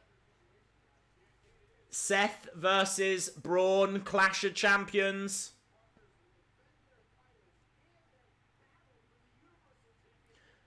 Has Corey Graves shaved his hair off? He's got like no, he's bald.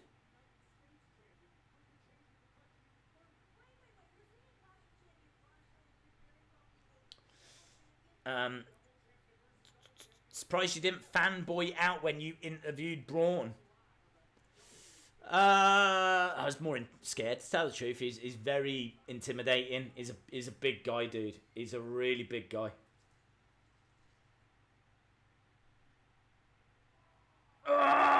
awesome. Watch this match, guys. Watch this match. I don't know anything, but my prediction has been for a long time that Baron Corbin's in trouble. Miz versus Baron Corbin. Is this where the Fiend strikes? New Orleans is awesome. So, King of the Ring first round match. Shout out to James Barry. I think it's Braun's time. Could be winner takes all. What do you mean winner takes all? So Seth holds both of the titles. He's got 3 belts. He's got both the tag titles and he's got the Universal. Maybe he could give one to Becky. Right. It's the Wheel of Fun. Everybody loves the Wheel of Fun. What was that? Is that the wheel? It's the Wheel of Fun. Ba-dum-bum, pew, pew, pew, pew, pew, pew. Wheel of Fun. Wasn't that much fun for me last time. I've still got a horrible, horrible taste in my mouth. I live in fear of the wheel. Here we go. Spin the wheel. You spin me right round, baby, right round. Oh,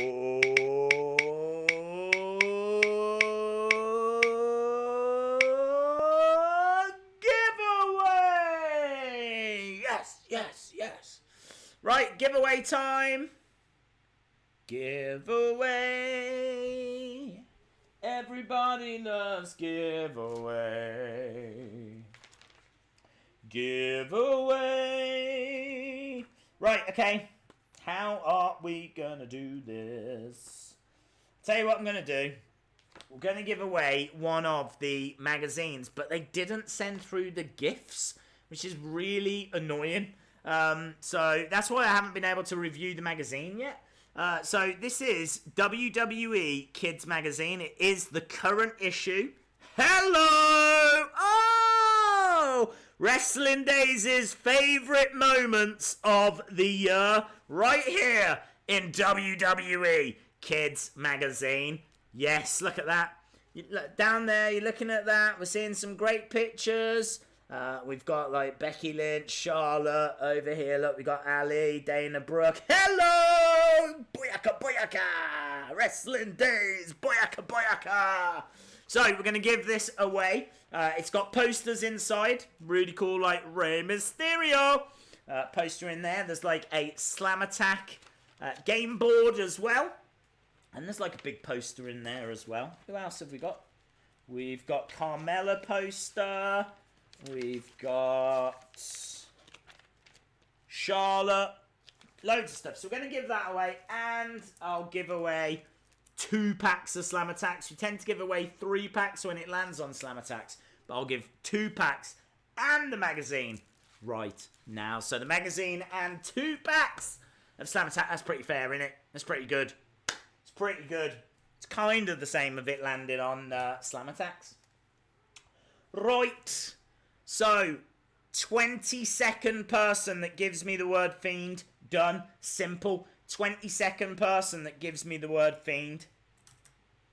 You will be a winner!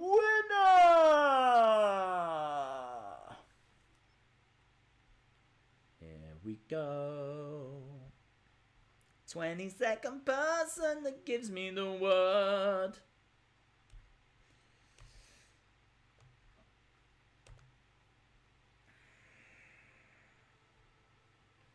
Here they come. If you are watching and you haven't subscribed, we're trying to claw our way to 53,000 tonight. Can we hit 53,000 subscribers? Can we do it tonight? Can we do it tonight? Can we? No. Right. Here we go. Here we go. 1, 2, 3, 4, 5, 6, 7, 8, 9, 10, 11, 12, 14, 15, 16, 17. Oh, hello. Miz on the microphone. Miz on the mic. Mike the Miz.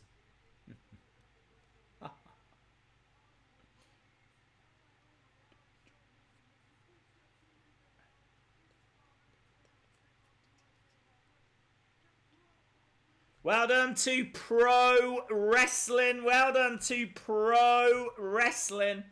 You are a winner. Send me your address, dude. WrestlingDays@gmail.com. Well done, dude.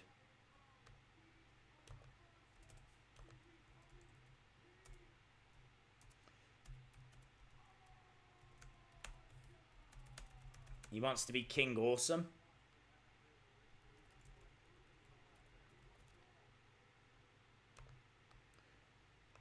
Okay. Boring Corbin on his way. Oh, he's wearing a shirt. So he's got a shirt. He's got his black vest underneath. I'm really boring. I'm really boring. I'm boring, Corbin. I will send you to sleep right now. 'Cause I'm really boring. I'm really boring. I'm really boring. I'm really boring. I'm boring, Corbin. I'll send you to sleep right now. Well done, me. Sometimes you have to entertain yourself. Do you know what I mean? When boring Corbin's making his way down to the ring, it's either have a little sing-song or fall asleep. And I went for the sing-song. Right.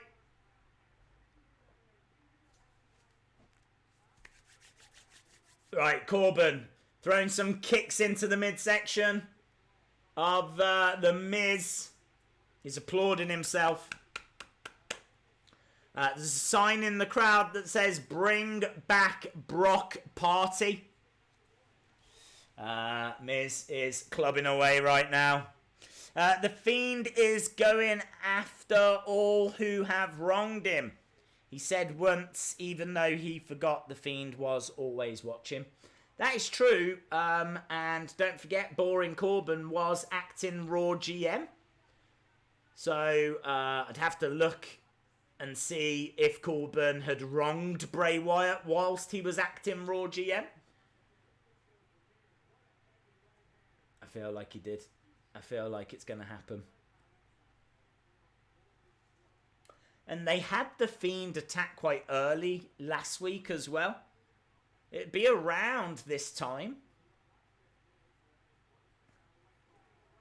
There has been interaction with Bray and Baron at a live event. I believe it was Starrcade 2018. Okay. This smells like Fiend territory. It does, doesn't it? Oh, I can smell the Fiends coming. I want to see, is Abby the Undertaker witch still there? She is! Yeah! She is definitely the MVP of this.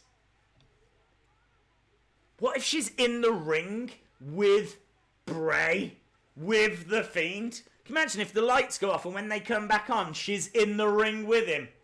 Could you imagine if we've spotted Abby the Witch? That would be sick, man. That would be incredible. That'd be so good. They should definitely do that. Imagine that. The lights go off and when they come back up, you've got some woman that looks like Abby the Witch. You've got some, like, fat guy that looks like Huskus the Pig Boy. In fact, he could even be there eating chocolate. Oh, yeah! I love my chocolate! I love my chocolate! Mine is chocolate! Oh, yeah! Right, so that's Huskus, which I did very well. Such a good impression. And then you could have Mercy the Buzzard, who could just be like this kind of... Do you know what I mean? I'm thinking like Fagin from Oliver Twist. And then Ramblin' Rabbit.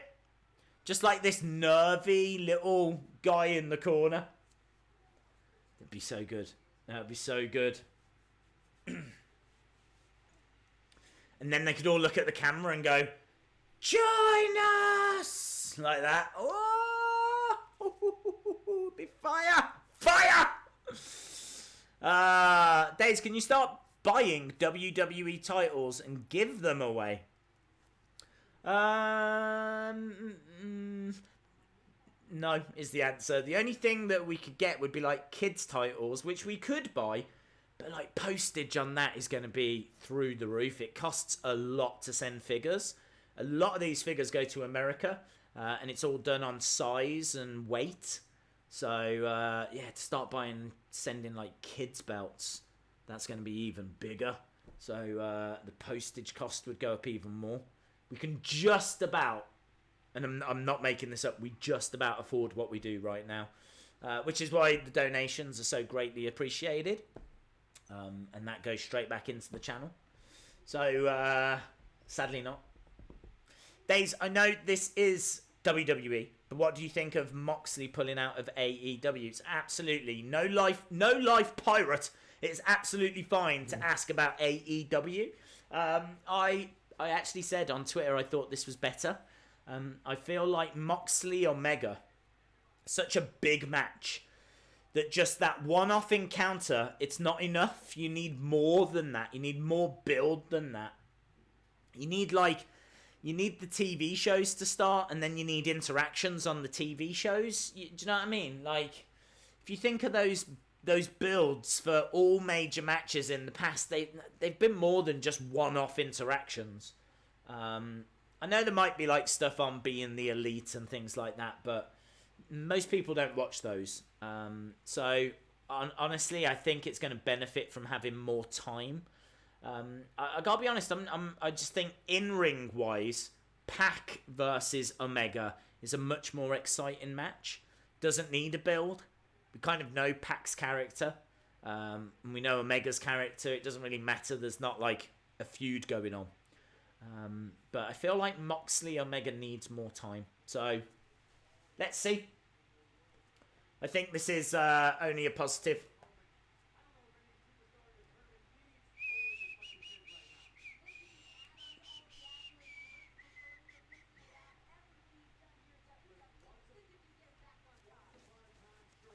Miz in the corner, firing some kicks in.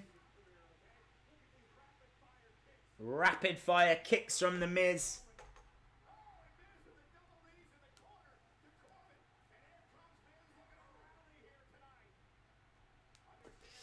Moxley's cancelled. It's now Pac. It is, you're right. It is now Pac. Right, Miz, double axe handle onto Corbin, going for the cover, just gets 2.5. Boring Corbin gets his shoulder up. We've got Cedric Alexander watching on backstage. So I think that's who the winner of this will face next. He got past Sami Zayn last week. Corbin getting over to the ropes. And deep six to the Miz. 1, 2. Miz kicks out this time. Little bit of back and forth here. So Miz down. A very frustrated Baron Corbin.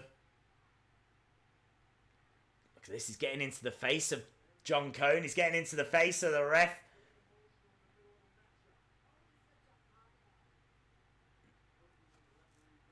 Going over into the corner. Miz with a big boot. Into the jaw. Looking for the skull crushing. Can't quite get it. Baron throws Miz over his head. Miz lands on his feet. Corbin picks up Miz. Miz rolls through. 2. Oh, and he got him! No! Ah, it was a 2. I thought he'd got the 3. But it was a 2. He gets caught. No! Almost end of days. Face first. Miz with the pin. Kick out by Baron Corbin. This is a good little fun little match. Little back and forth. 2 wrestlers giving us a good match here. That wouldn't be the first name on my list of 2 wrestlers that would give us fun matches. Old boring Corbin. I'm really boring. Both guys down. Corbin checking his nose, checking it's still there. Got slammed face first into the ring and now kicks coming in from The Miz. And again, look at this, straight into the chest. Miz running back. Kick. Roll up by Baron. Kick out by The Miz. Corbin to the outside. Gets back into the ring. Skull crushing. Connects. 1, 2. Oh, Corbin kicked out of the skull crushing finale. That shouldn't be allowed, should it? Tell you what, there's people on their feet here. People are really getting into this.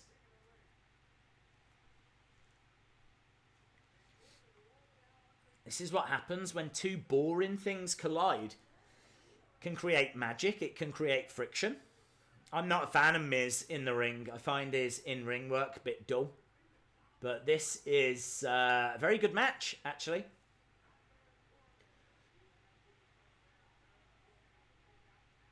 Corbin on the outside. Miz going after him.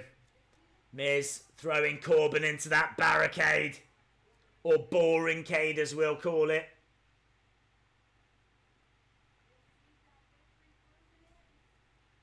Miz, springboard, lands on his feet. Corbin.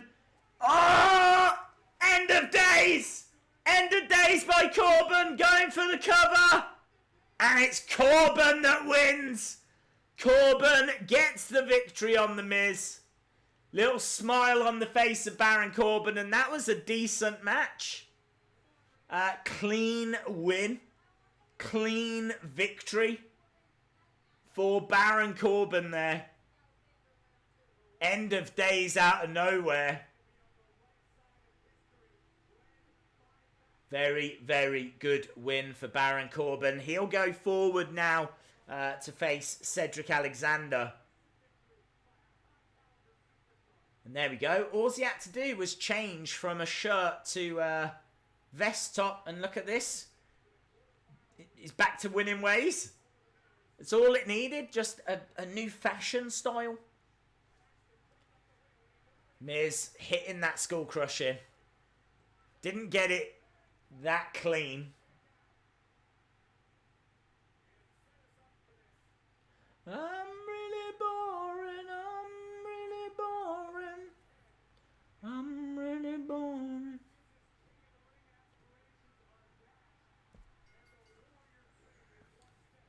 So Corbin wins. He advances. Miz is out. So next round we're getting Cedric Alexander versus Baron Corbin. The winner of that will face the winner of Samoa Joe and Ricochet. Corbin up by the entrance ramp, and he is going up onto that throne. Look at this, he quite fancies having to go with the crown. It's a bit early, Baron.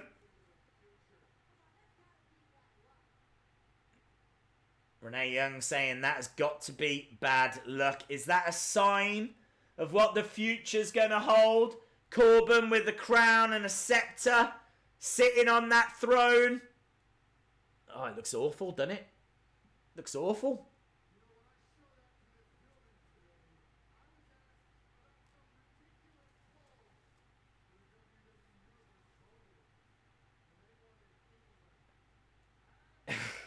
Yeah, apparently there was a poll, and the WWE Universe wanted anyone other than Baron Corbin to win.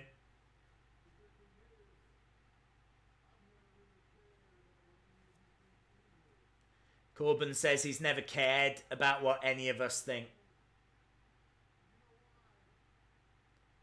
Can I just be... I don't know if I'm the first to say this, but can I just say that's one of the ugliest crowns I've ever seen?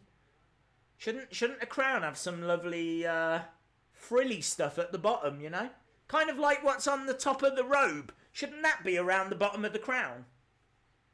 That crown is just all metal. That is not going to feel comfortable on the head.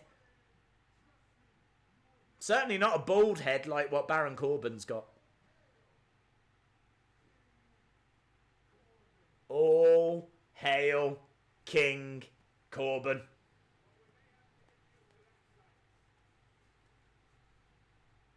Well, there we go. What a horrible sight.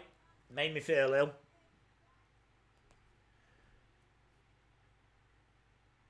He's going to be the Boar King. Oh my God! Look at that! Boar King Corbin! Boar King Corbin! Boar King Corbin! It's like boring, but just King of the Ring themed. Boar King. Boar King Corbin. Right, we've got the tag team turmoil match coming up. Sadly, no Fiend in that. I still feel like the Fiend is going to take out the Boar King. But not this week by the looks of it. Not this week. I am the Boar King. I am the Boar King. So, big question mark as to who Seth and Braun will face at Clash of Champions. So they're going to have to do double duty, aren't they? They're going to have to defend the tag titles at Clash of Champions and then have a match against each other later in the show. Madness. Madness. Dave's got to go to bed soon. What do you think about The Fiend versus Raven? No, I just don't think... Well, no one would know who Raven is the answer to that. Apart from, like, old school wrestling fans, Raven never reached the same popularity heights as, like, Sting or anyone like that. So you'd have to reintroduce Raven to everyone, and they're not going to do that. He was never big enough to have a one-off match. Right, what we got? Bayley. Why is Bayley here? Why is the SmackDown Live Women's Champion here? Why is Bayley here? There ain't no stopping us now. Celebrate on the floor. Well, I mean, Bayley's done well for herself, hasn't she? Since that tag team broke up, she went on to become SmackDown Live Women's Champion. Bayley versus Nikki Cross. Both of them with belts. Belts everywhere. Bayley with the SmackDown Live Women's Championship. Nikki Cross with the Women's Tag Team title. Weird.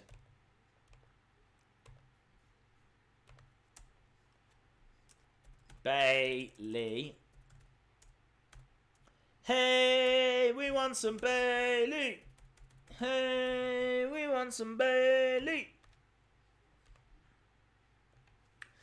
Dave's not sure if you heard anything about this, but Baron Corbin's new finisher is the goat to sleep.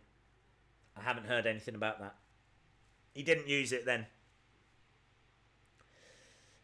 She's going to talk about Sasha. She was asked about Sasha backstage last week, and her reply was she is Sasha's best friend, and it's best that she stays out of it. So I don't think she is going to be asked about Sasha. I think she's just here for this match with Nikki Cross. What about Bray versus Rob Van Dam? Rob Van Dam's in Impact at the moment, isn't he? So don't see that happening. Days, are you woken by broken brilliance? Is he still doing that new gimmick, Matt Hardy? Matt Hardy's doing that. It's hard being Matt Hardy thing. He's doing it on YouTube, isn't he? And I don't know if he's still doing that or not. I can't tell where that's going to go, or if it's not going to go anywhere. But I kind of sadly get the feeling that it's not going to go anywhere. Who do you think will win, Seth or Braun? I think it'll be Seth. I just don't think there's been much build here. So I can't see Braun getting the victory. Although saying that, Paul Heyman loves Braun Strowman. So Heyman might want to put that title onto Braun. I feel like Heyman's got a lot of say in that now. I've been calling... It's turned in circles. Matt is doing both. It's hard to be Matt Hardy and Woken Hardy on YouTube at the same time. Okay. There's so much for no more wildcard rule. For the last couple of weeks, it's been wildcard after wildcard. Well, they said they were trying to like slowly phase it out, so I got to admit, I agree. I don't think they're using it less or anything like that. So, yeah, I don't know. It's really hard, isn't it? Really hard to say. Mark William, hope you're well. Good evening. I've been listening on the ride home, but I'm starting to watch now that Corbin has already been in a match tonight. If the Fiend attacks, who do you think it would be? I honestly don't know. I said at the start of the stream, I was a little bit thrown off at the start of the stream because we didn't have sound. So I was trying to wrap my head around how and why that had gone wrong. So I don't know if I really answered this question that well, or put this point across that well. But basically, Bray said that he was going to be in New Orleans. He said on Twitter, New Orleans, it's great to be home. Kind of really teasing that he was in New Orleans. But what I can't get my head around is why he would do that if he was going to attack. Normally they do that when they're not. And the fact that he didn't attack Baron Corbin, I'm now starting to wonder if he's there at all. So it could be a Fiendless week. We might not get the Fiend this week. I honestly don't know. This is the beauty of it. I'm genuinely surprised when he attacks because I genuinely don't know. I thought it was going to be Baron Corbin. That was my prediction. I still think he will at some point, but clearly not this week. We're about to go back to Raw. It's been a very good Raw so far. I've enjoyed it immensely. Still no sign of the Fiend. We've had 2 clean results for King of the Ring. We are going back to Bayley now against Nikki Cross, which should be a decent match. Wonder if Sasha might come down. I doubt it. We've already seen her once. Hello, we're going back to the commentators.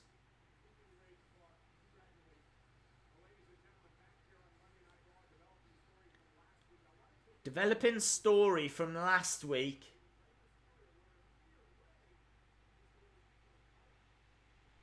Okay, yes, so last week Rey was... Why are we talking about this? Why are we not talking about Bayley versus Nikki Cross? Aren't we in the middle of like the build to a match? So why are we talking about Rey Mysterio now? So Dominic Mysterio told his father that he wants to compete with him, alongside him. I hope he's good. I don't know anything about Dominic Mysterio. And I hope he uses the Prince Mysterio name as well.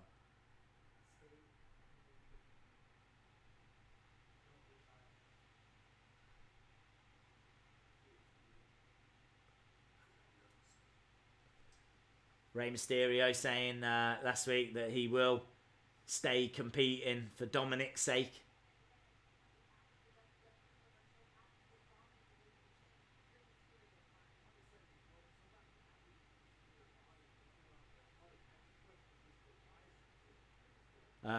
Corey Graves just saying, is it a wise decision though? So next week we get the return of Rey Mysterio. There we go. A little mini repackage. Bayley still in the ring, dancing around. Looks to me like that belt is very loose around her waist.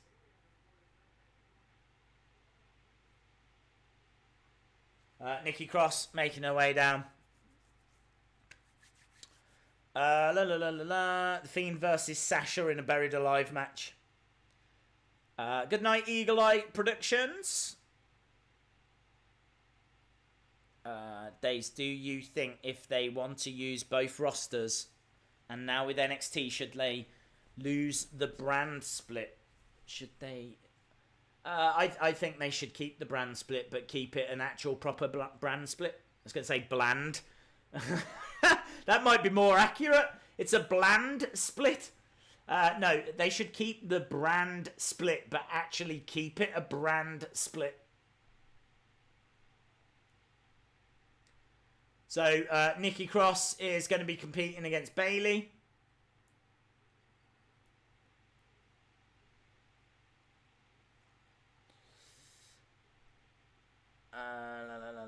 Days, do you think Shane McMahon will retire soon? No.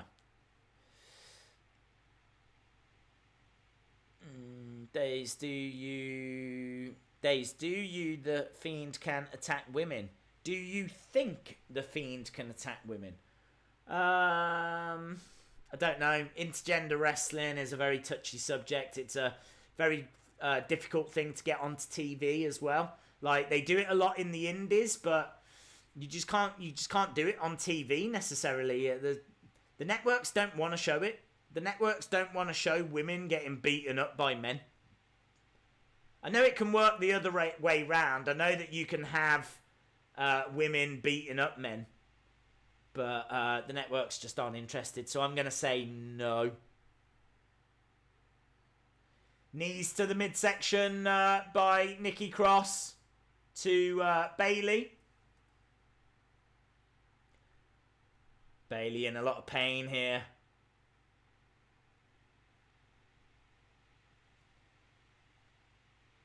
It is a bland split. I know.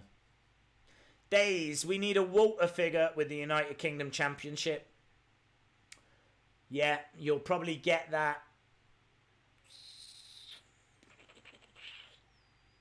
February time. Normally takes about 12 months after they first debut, and he debuted in January. So I'd imagine don't tend to get many figures out in January, so I'd guess at about February. End of January, Royal Rumble time, maybe a Walter figure. If they feel it, worthy. I think they should do it. I think it'd be a great figure.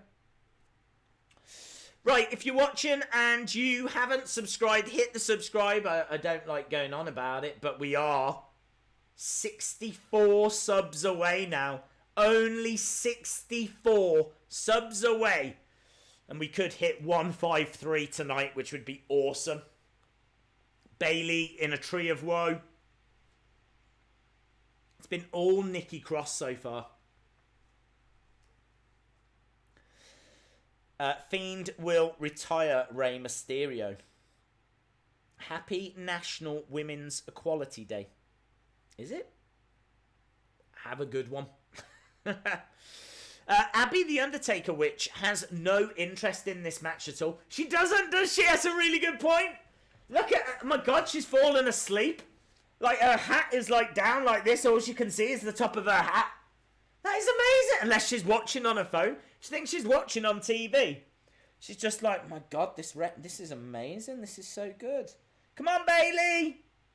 Whoa, that is awesome. Why is Abby the Undertaker Witch? Perhaps she's watching the stream. Oh my God, she's watching this. Hi. Hello, Abby the Undertaker Witch. Abby the Undertaker Witch, give us a thumbs up if you're watching. Everyone, keep an eye on Abby the Undertaker Witch. And I don't mean that in a disrespectful way, by the way, Abby the Undertaker Witch.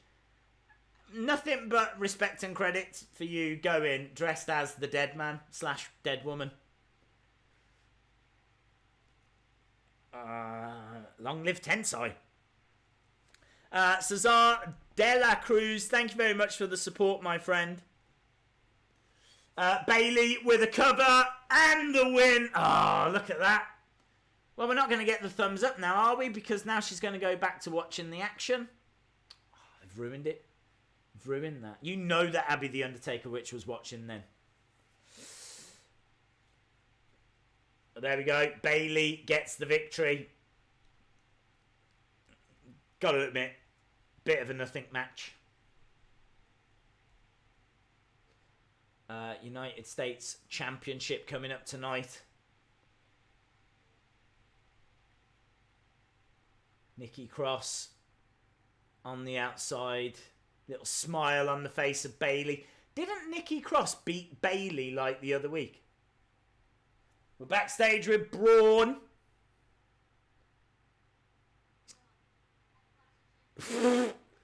Look how he was standing and looking at Kayla then. He was like, I thought he was asleep.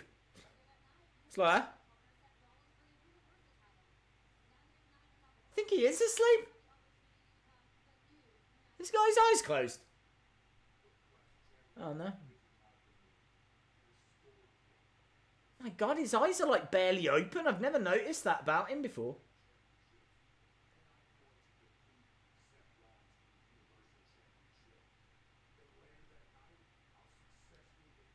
So he says he's going to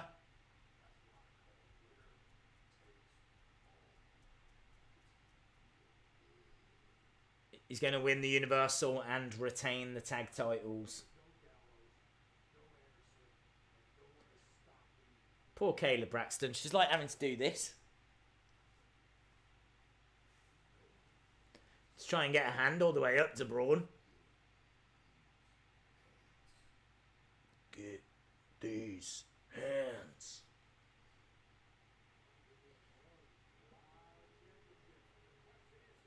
Okay. Right. So I think we've got this tag team turmoil match now. Got the Viking Raiders tag team turmoil. Viking Raiders versus some people.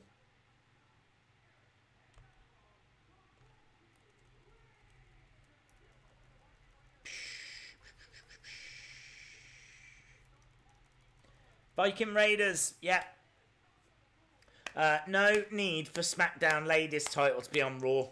Absolutely. Absolutely agree. In fact, in the build towards this, we were talking about the fact that... the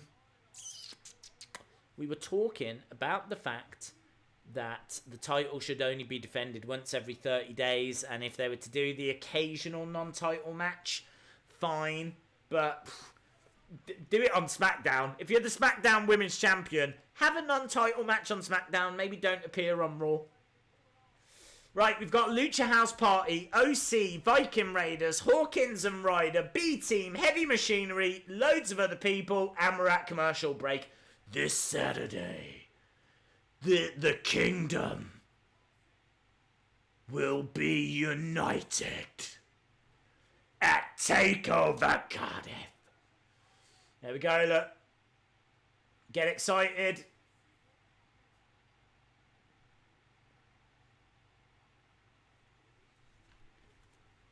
This Saturday, 2 p.m. Eastern, 7 p.m. BST, British Summertime. I'm guessing. So, 7 p.m. here. Lovely, lovely.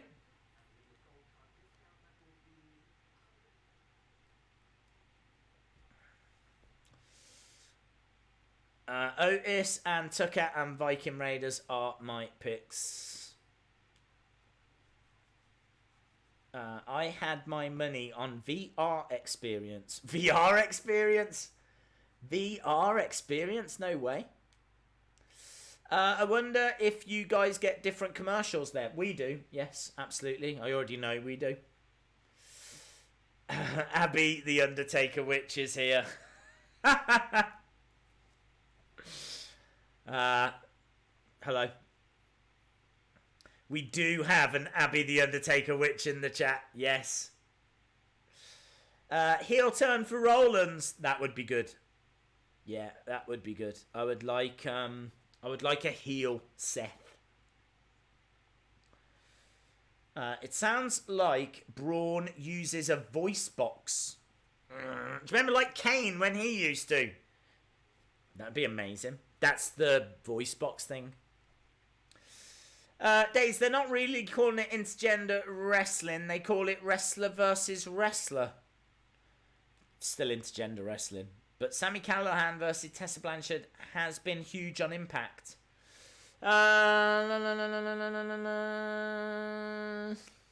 Yeah, that's... To be honest, I don't know enough about the build towards that. And I know that the main blow-off was done on pay-per-view.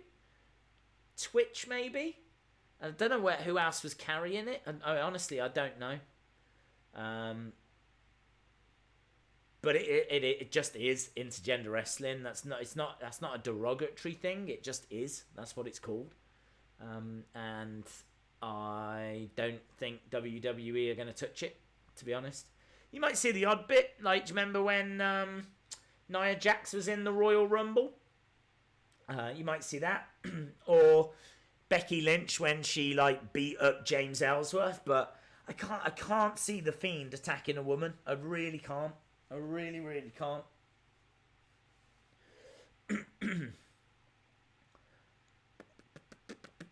I'm waiting for Abby to wave. I'm still transfixed on her a lot. And the TV is showing that side a lot, I've noticed. I love when she stands up. My God. Calm down. Calm down. Days, what if Seth turns heel? I would love that. Ziggler and Roode are a team. Did I miss something? No. They're just a team. It's a thing that got announced tonight that's happening. B-Team will get squashed. B-Team, I don't know if you saw my video the other day. I did the worst wrestlers of 2019. That's not my opinion. That is fact. And the B-Team have lost. We're in the top 10. They've lost nearly the most matches. There was actually, I think, 2 people worse than the B-Team. But they are absolutely one of the worst. And they're in there against the Viking Raiders. This is an absolute mismatch.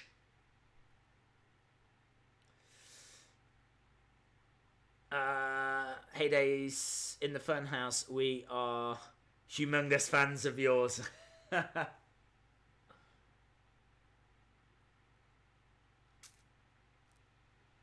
B-Team, go, go, go. They've got a fight on their hands here. I don't think they're going to last long. They're getting the better of it at the moment. We're just coming to the halfway point of the show. I think this tag team turmoil match is going to go on for a good 20 odd minutes. This isn't going to be a quick thing, is it? 'Cause there's a lot of teams involved. But yeah, I think Viking Raiders are going to very quickly get the victory here. They're all over Bo Dallas.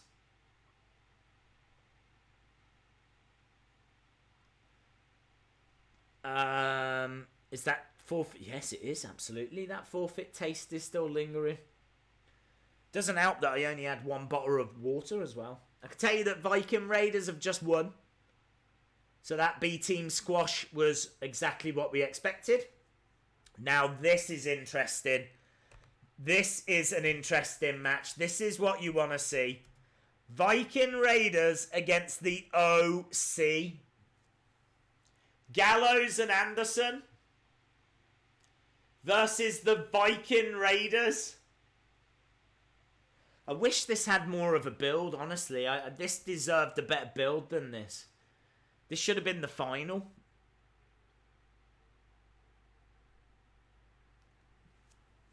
Both of these teams are going to have to really pull it out of the bag to win from here. Because both of these teams have still got another, 4 teams to go through. So we are underway.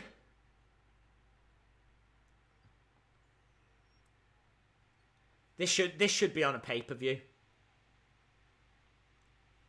How often can you honestly say you're excited about seeing a tag match? But this is a tag match that I'm really excited for. And I'll tell you why, right? I'll tell you why. All of those weeks that the Viking Raiders have been facing jobbers is coming good right now. They've been facing jobbers and easily beating jobbers, right? So week after week after week, you've watched that. Now they're in there with some real talent. They're in there with Gallows and Anderson, the OC. They've got that history, that Japan history Obviously, they were tag champs recently. The OC's having a bit of a push at the moment. You can see arguments for both teams winning this. So who wins this? That's the problem. There's an argument for both getting the victory. So who gets the victory? The referee's called the bell here. I don't know why. Double DQ!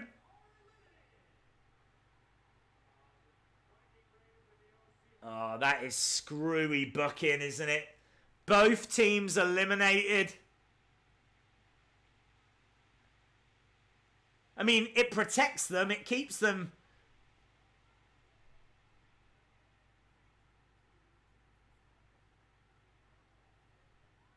Right. Well, they're done. They're gone. We've got Bobby Roode on his way. We've got Glorious Ziggler. Bobby Roode, Robert Roode. Glorious. Right, Robert Roode. Where have they gone? Where are they? Where are the Viking Raiders and the OC? Robert Roode's making his way down. I don't know where those teams have gone.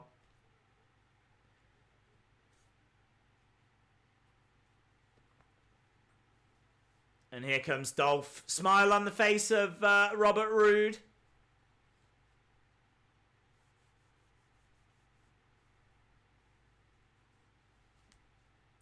DZ Crew on the back of Dolph's jacket. Looks awful. Is that what these are called? Is this the DZ Crew? I'm still absolutely confused as to where the Viking Raiders and the OC disappeared to. Where did they go?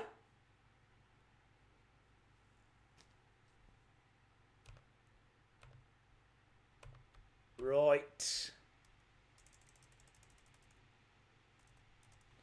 So, Roode and Dolph versus... don't know. I gotta be honest, I don't like how they finished that encounter between War Raiders and OC, but I definitely want to see more. So from that point of view, I suppose it works, doesn't it? So the OC are going to get buried again. I should have known they were going to give them a title shot just for them to re-sign. Yeah, that's a good point. I thought Dolph was done with WWE. That was the talk, yeah. The talk was that he wanted to leave and Vince wasn't letting him out of his contract. So I think he gave him the option of just sitting at home. And I don't know, maybe Dolph Ziggler's looked at that and thought, well, I'm not going to sit at home. I'll take the TV time instead. So looks like he's taking that TV time, but I absolutely don't expect him to re-sign his contract. And I'm not even sure how long his contract runs for. But surely he has learnt by now. Surely he has learnt that there's no major push coming his way. Raiders and OC will ambush the final two teams. When's the next toy hunt? I was actually busy this weekend, so I couldn't do it this weekend.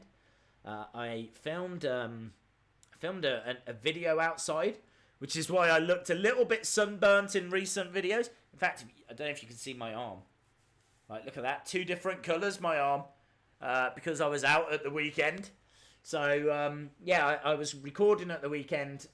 Video should be on the channel soon. It's a fun little video. And so I couldn't toy hunt, but I'm hoping to toy hunt this weekend coming. And then I actually spoke to Wrestling Shop as well. I haven't seen those guys in a while. And should hopefully be paying them a visit in a few weeks' time. So there could be a couple of toy hunts coming up onto the channel very soon. So there we go. Days, when do you think we'll see Seth turn heel? Honestly, I don't know if he will. This engagement to Becky, they could make money from that, and They might want to try and capitalize on that, and it'll be very difficult to capitalize on that if Seth is heel. I think he works better as a heel, but honestly, I just don't know. I don't know if they'll go in that direction.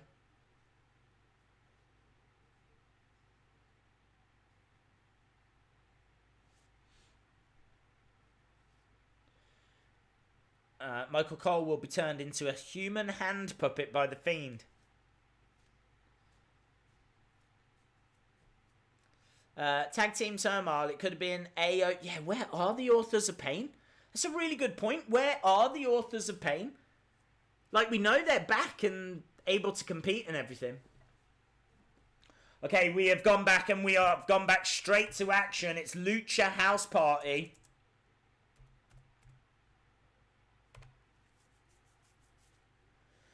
So, Lucha House Party against Ziggler and Robert Roode.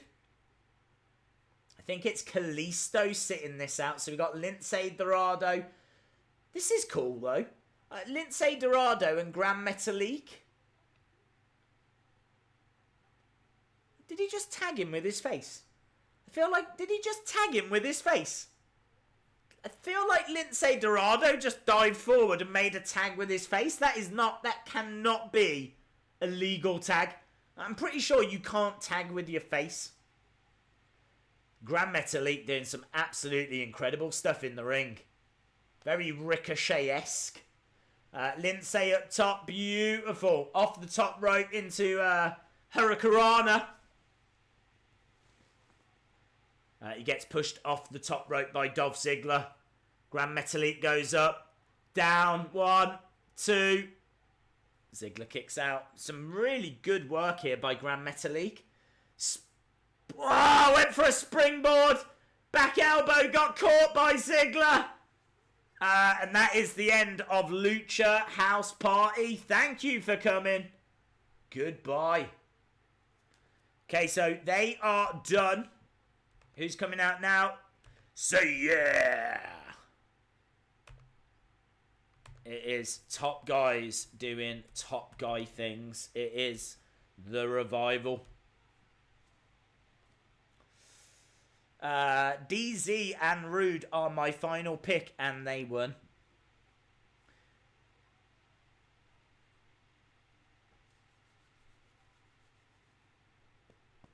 Okay, here we go. Revival then. We've got Revival against Roode and Ziggler.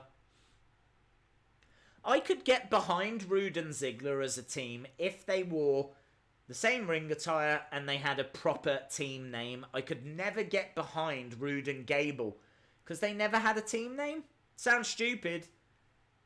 They gave them the same ring attire. Why didn't they give them a great name?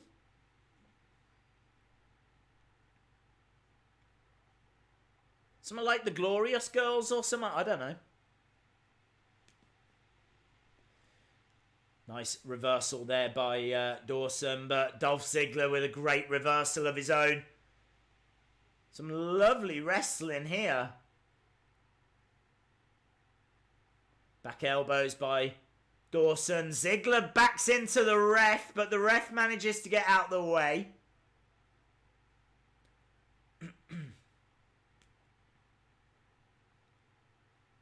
Abby the Undertaker Witch. Do you think Abby the Undertaker Witch has got like a problem with women wrestling? Because she would not watch Bayley Nikki Cross. Wasn't interested in the slightest. But now she's all eyes. Loving this tag team turmoil match.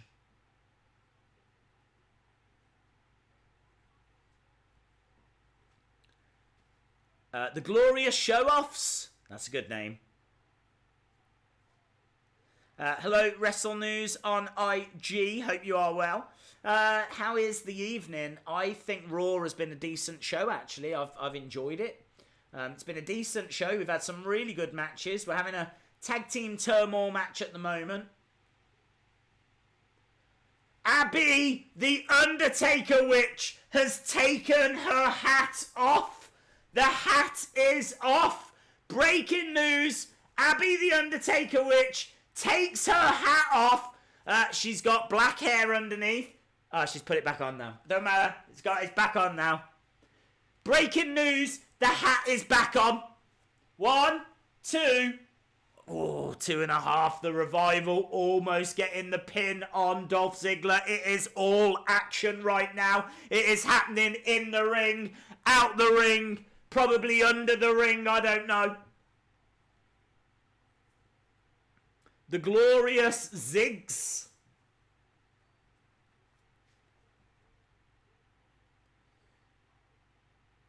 Roodler.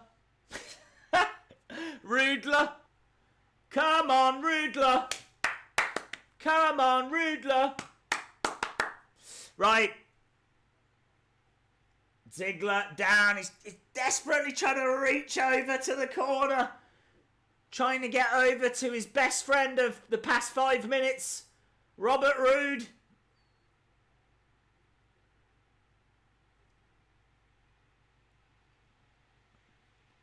But that is pulling at the face of Dash. Trying to get up to his feet, and he does. Back elbows coming in. Tyler TS97, Abby switching up the hat like Kane and his mask. Yes. She's going through like different eras, isn't she? It's just rather than a wrestler who takes, 20 odd years to evolve and develop, she's doing it within the space of 3 hours. Fair play to her. Ben Lambert 2020, that is definitely who I am voting for. Unless Ben Lambert is like a really bad person. Who is Ben Lambert? That's the big question. I'm going to Google it right now.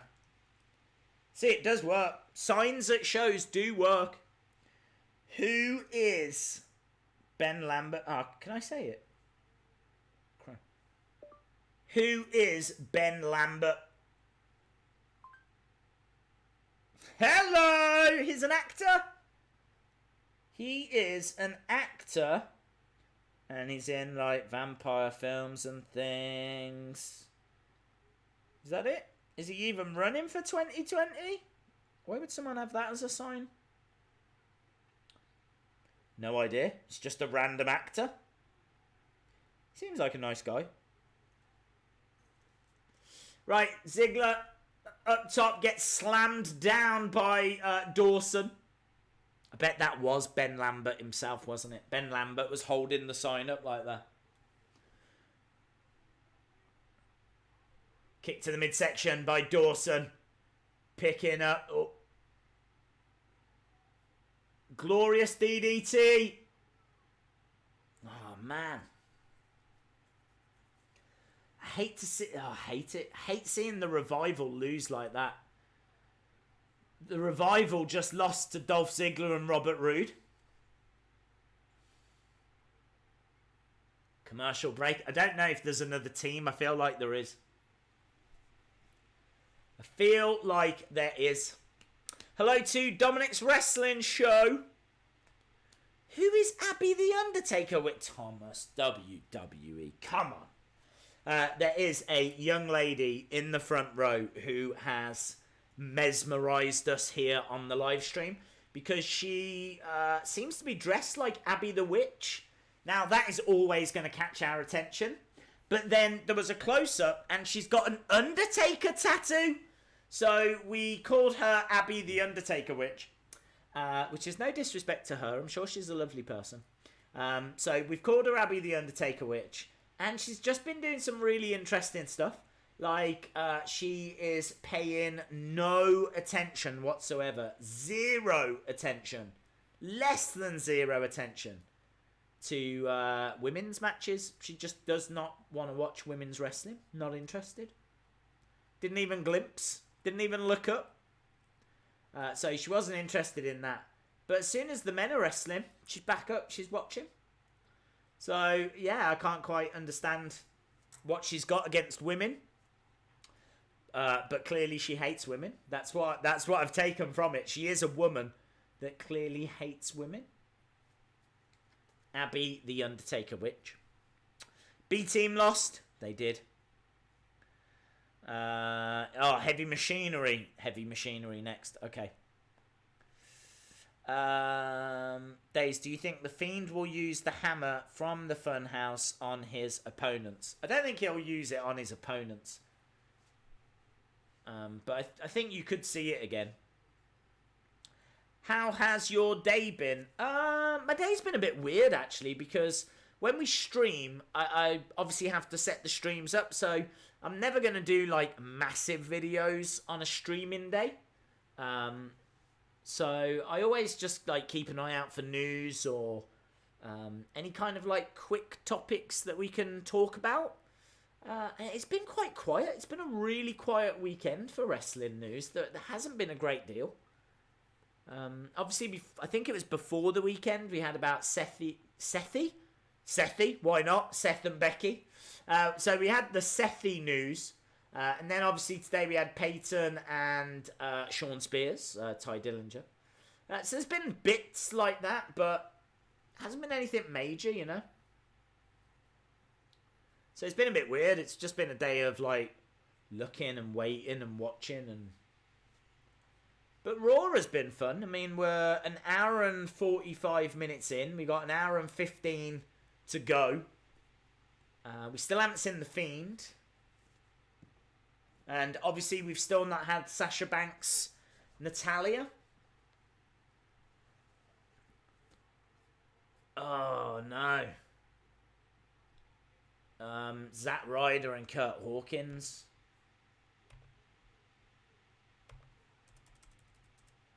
Ryder. Hawkins. Okay. Setheki. Not a fan of these two because you just don't expect them to win, do you? Is the bottom line. You expect them to get squashed like the B team, so... kick by Dolph. 1, 2, 3. Done. I mean, it wasn't even worth me typing that into the box, was it? Right, heavy machinery.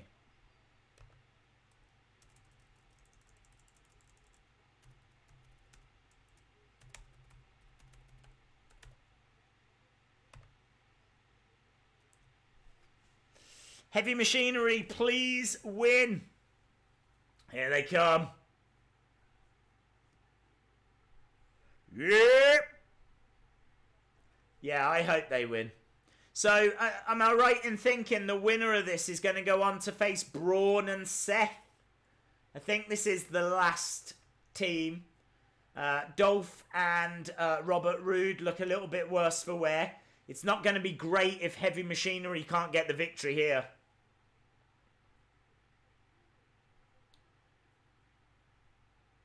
Here they are, blue collar solid.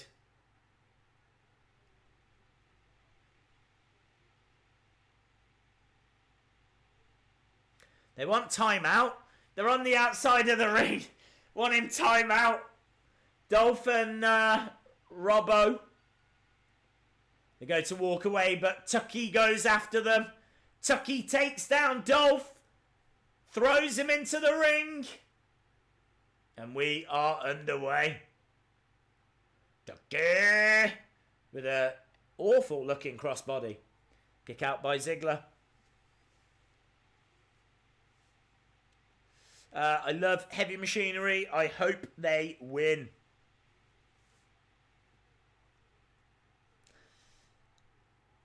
Have a great show, Abby the Undertaker Witch. I think she is. She's standing right now. Beautiful suplex. I'm liking Roode and Ziggler as a team. I think they could work. I just wish they would get a team name and the same ring attire, but I think they're kind of like both... They're both in a similar place, aren't they? Like, they've both been great wrestlers, both probably past their peak now. I don't think that's unfair to say.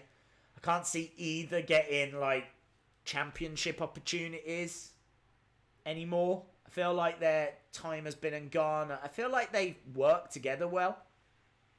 I could see it being a very good team. Roode just hurling Tucky into the steps there.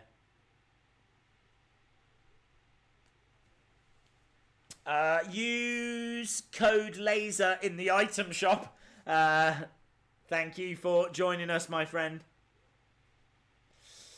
Bray takes out Kings, but what about the King of King, Triple H versus The Fiend? That'd be a good match. Knee from Bobby Roode. Kick out from Tucky. Dolph Ziggler gets tagged in. Strike in the midsection. Ziggler with a neck breaker. 1, 2, kick out by Tucky. I have a good name for them. The Glorious Show-Offs. That would be good.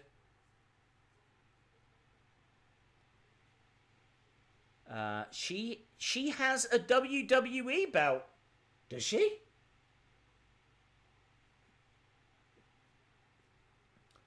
Nice side headlock by Dolph.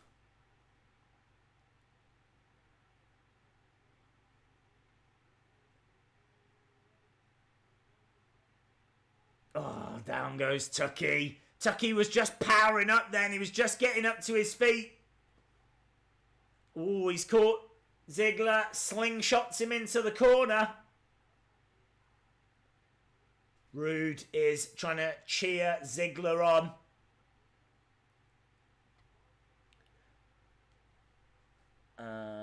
Well, if there was a wrestling company called WTF Wrestling, that would be funny. Cultaholic should do that, shouldn't they? WTF Wrestling. Otis charging into Dolph, scooping up Roode, spinning around and around. Slams him down. Yeah! Great work from Otis. Roode in the corner. Big splash. Roode goes down. He sold that really well. He was like, people want to see the caterpillar. Here we go. Ziggler just flew, man. Ziggler got mad air. Ziggler gets thrown into Roode. Otis charging into the corner.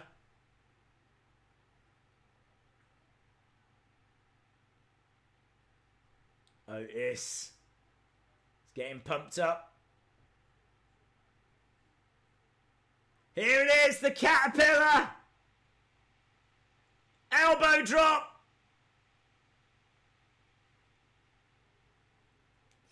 Days, do you think WWE will have Seth and Becky's wedding? I would think so. 2. Oh, shoulder up from Roode. I tell you what, we've seen some great wrestling. It's been some really good matches. People are on their feet here. Again, because the match means something, it's got a point. Zigzag. Oh! That was clever. Dolph just zigzagged Otis on top of Tucky. Glorious DDT. I think they're going to do it. I think they're going to do it. 2. They did it. They did it. Ziggler and Roode win. Ziggler and Roode are winners. Well done to them. Glorious.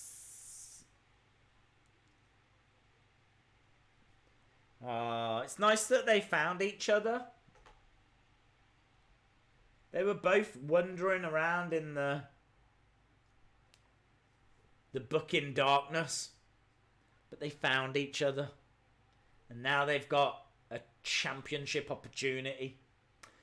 And yeah, I agree. This could work. Right, Sasha Banks, Natalia up next.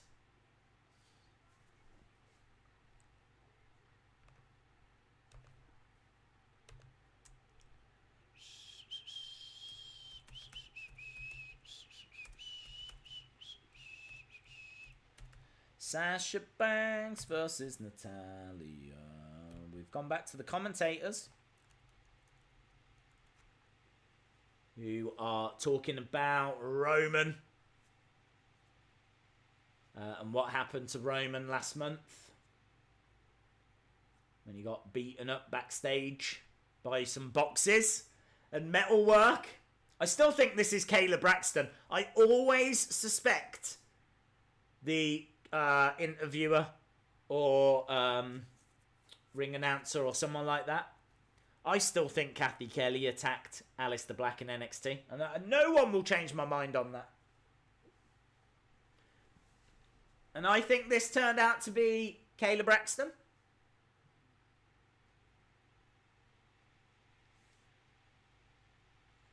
Yeah, so we're just seeing a whole run through everything that went down. Biggest push of Ziggler's career. Wheel of Fun, we'll do it when we get to the break, which we're just moments away from. I don't think we're getting Bray today. Yeah, I'm starting to feel that. Again, I said at the start, you know, the fact he teased he was going to be here in New Orleans kind of suggested that he might not be. But I still stuck with, I thought he would be attacking Baron Corbin. Did Vikings get pinned? No. It was a double DQ. So they were eliminated. And there's... That guy is huge, you know. I wonder he's got to be a wrestler. He strikes me as a wrestler. He strikes me as like maybe a retired wrestler. I don't know if he's an active wrestler now. But the guy is huge. He looks to be about the same size as Rowan, which is obviously why they've chosen him. And then they've dyed his beard ginger to again further confuse Roman Reigns.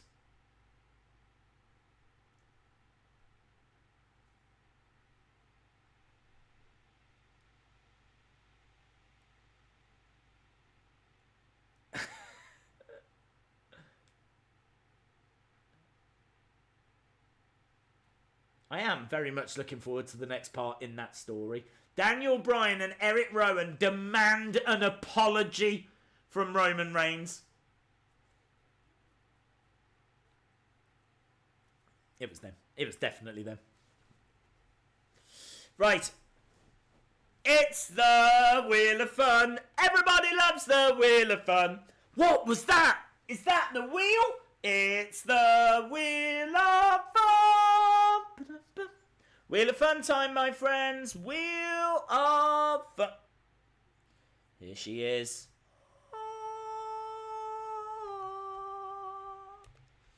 Spin the wheel. Where are we with subs? 51 subs. Can we find 51 people who haven't subscribed? Can we get to that 153? I would say no. Slam attacks it's landed on. Slam attacks. So, we are going to give away 3 packs of slam attacks. 3 packs of slam attacks. And obviously you get a Wrestling Days autograph in there as well. Which, you know, that's the real prize. So, yeah. We're going to chuck that in and we're going to give that away to the 30th person.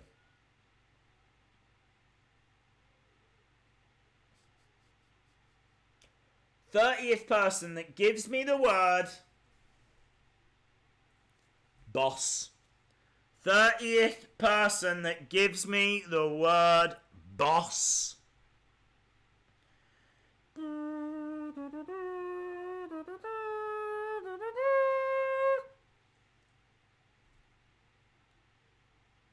Go. Are they coming through?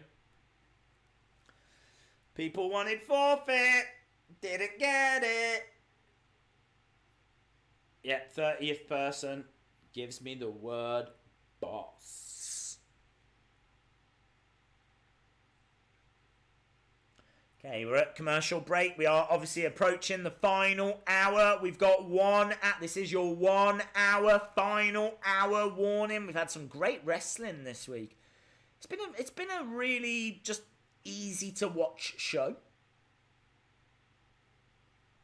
Okay, here we go. 1, 2, 3, 4, 5, 6, 7, 8, 9, 10, 11, 12, 13, 14.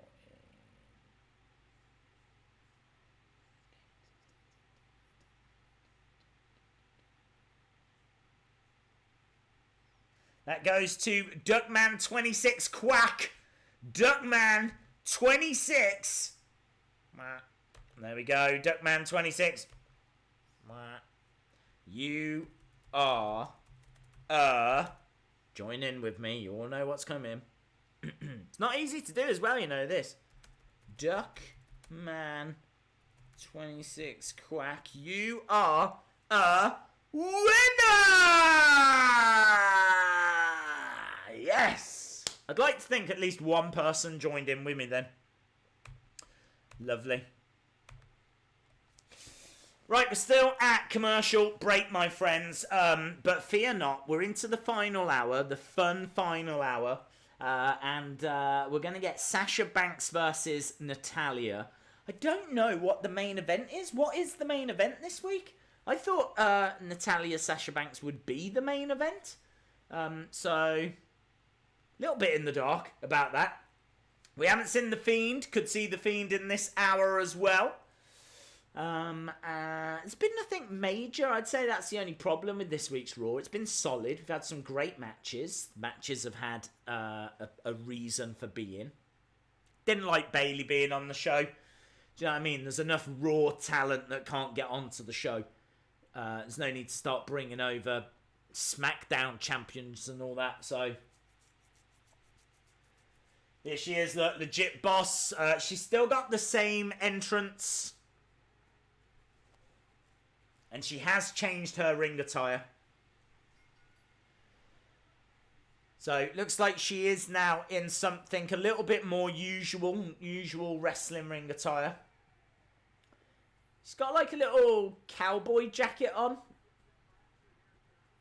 Well, I don't know if cowboys would wear that, actually. I've said cowboy, I regret it. I think it's because it's black and it's got like tassels.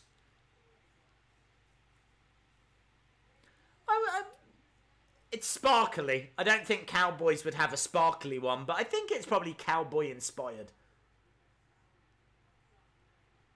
It's blue, well, predominantly black with blue and white highlights. Her hair's got purple at the end. I didn't realise. I thought her hair was just blue, but it looks like the end of her hair is purple. Just didn't even notice.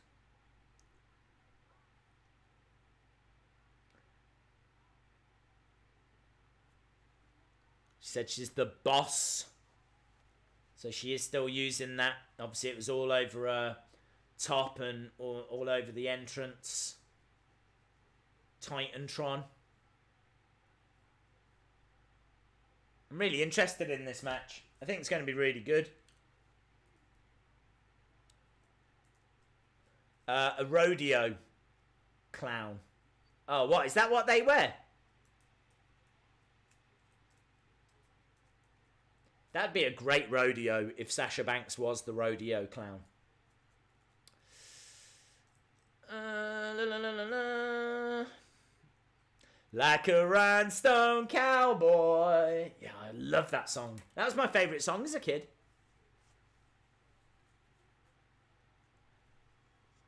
Okay, Sasha in the ring. Here comes Natalya.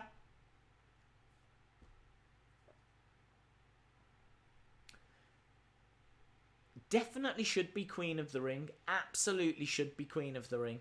Natalya already selling her elbow.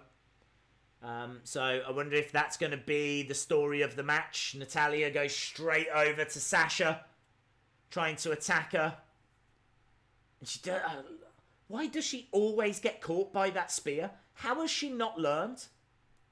I could have told her that Natalya was going to charge at her and try and spear her down. Come on, do some research. Baseball slide. Natalya moves out the way. Drives Sasha into the barricade. Sasha screams in pain. Snap suplex that had a real snap to it. Which is good because it was a snap suplex. She's going again. Bosh. Bosh on the boss. Lovely little suplexes there. Into the ring goes Sasha Banks. And it's all Natalya right now. It's predictable. Sasha wins this. Yeah, of course, but doesn't necessarily mean that it's not going to be a great match. I'm loving Sasha's ring attire. I love it. I think it's really cool. It's very bright, like white and blue. It looks classy. It goes with her hair. Looks great. It's really great ring attire.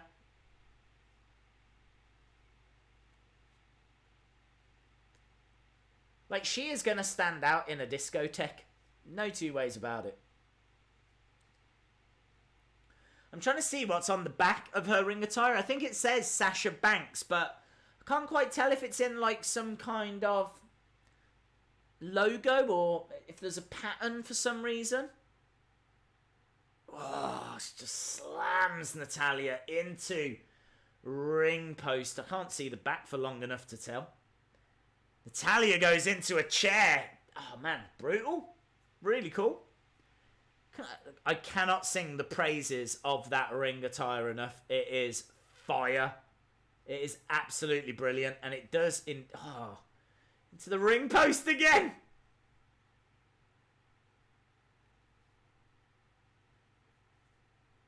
Natalya gets thrown into the ring.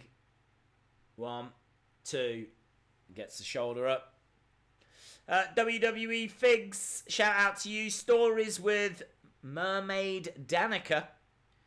Shout out to you. I'm just glad she's back. Now I just need my fave Paige to get back.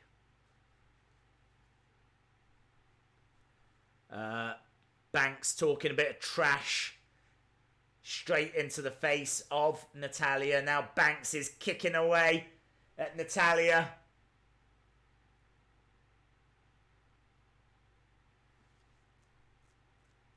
Oh. Sasha is vicious, man.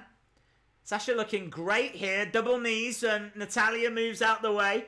Roll up by Natalya. Kick out by Sasha. Sasha down. And again, Abby the Undertaker Witch was looking away. She is not interested. Bank statement. Bank statement. She's making a statement with a bank. And Natalya is trying to get over to the ropes.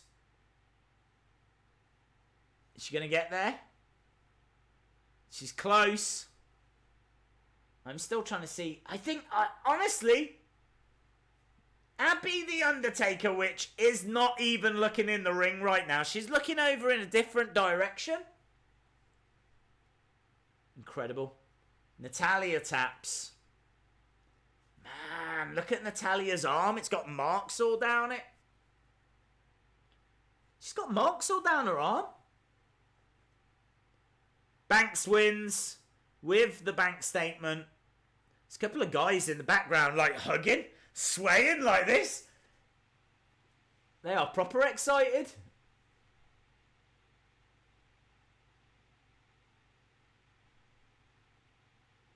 Sasha looked great in that match. Her ring attire is absolute fire. She is the pinnacle, man. She is as good as it gets. She is my favourite female wrestler right now. Goes right back into the ring. Slaps on another bank statement. Do it. Do it. Smile on her face as well as she's doing it. Love it. Natalya. In a lot of discomfort. Banks walks away, hands in the air.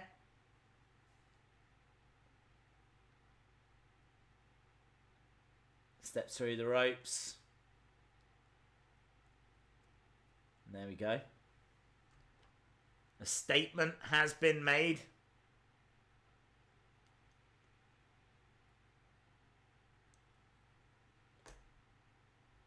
Smile on her face as she walks up the entrance ramp. Look at that smile. They're showing a replay here of her pulling back on Natalya. Big smile on her face. She was loving it.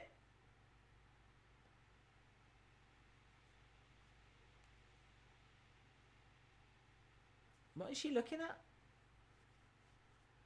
Oh, well. She carries on walking. And her work is done.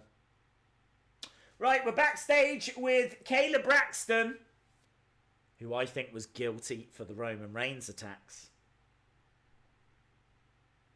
Here's AJ. AJ Styles.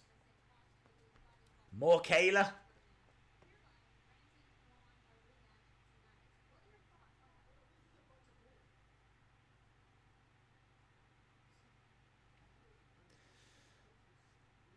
No. Don't forget the disaster that happened at the beginning of the stream. Never forget. Never forget. Do you know what? I'm still a bit concerned about that because I don't know how it happened. When I was testing it before, sound was absolutely fine. And then we just didn't have any sound.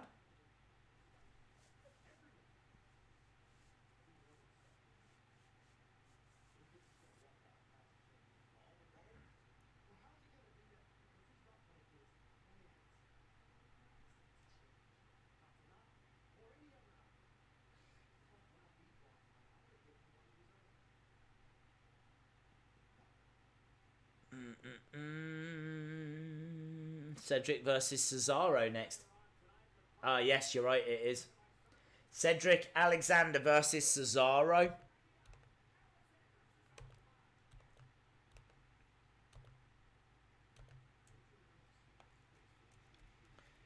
Cedric versus Cesaro.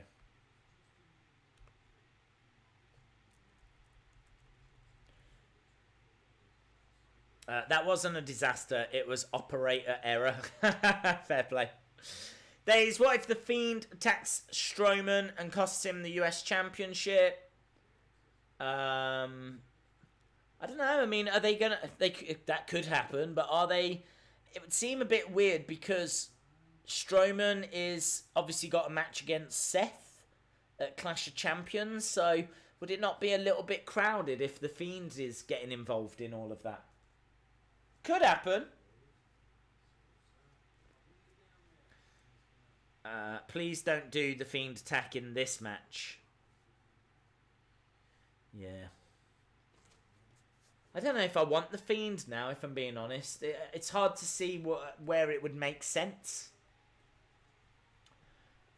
But I know many of you watching would still like to see him, so let's wait and see. Let's wait and see. Is Matt Hardy coming back? I think he's stuck in the Firefly Funhouse. Well, we see him quite a lot on YouTube, doing different things. I don't know. I don't know where he is with his health, to be honest. So I'm not sure. I'm not sure. Bye, Nick W. Thank you so much for joining us. Really appreciate it, dude. We are at commercial break, so it looks like we're getting AJ versus Braun Strowman. We're getting Cesaro against Cedric Alexander as well. Definitely feel like there's going to be some sort of twist or turn or something's going to happen. I don't know if that's going to involve the Fiend or not. But the Fiend face-to-face with Braun Strowman, it would be tasty. I'm not sure if I could see it happening, but there just hasn't been anything, has there, so far? There's not been like a big talking point or like a real big moment or anything. That's the only thing Raw is missing. Other than that, it's been a pretty solid show. I'm feeling like a 7.5 at the moment, but if it did have that epic moment, I'd be going like 8.5, or 8.25. But I can't give it an 8 or above if it doesn't really have a memorable moment. It's just a solid show.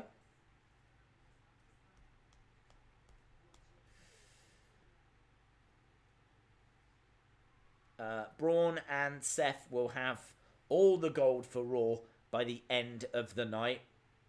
Who won? Sasha versus Natalya. I was swimming. How did she win? Sasha won with the bank statement. And after the match, she put the bank statement on again. She looked good. Quite brutal. Had to use like chair, ring post to try and gain the advantage. This match should be awesome. I don't think they're going to give it a great deal of time though. That's the only problem. But Cedric Alexander against Cesaro. Should be a lot of fun. Has Bray had issues with the bar? Yeah, probably. Probably. I can't recall anything off the top of my head, but I'd imagine that it probably lost the championship to them. I think there could be an argument for him to attack anyone. I'm sure they could find an argument.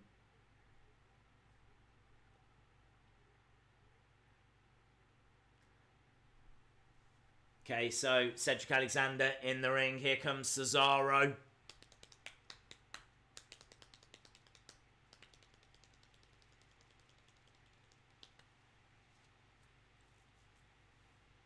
Daze, do you think the Fiend will attack the King of the Ring winner? Eventually I do, yes. I don't think it will happen straight away.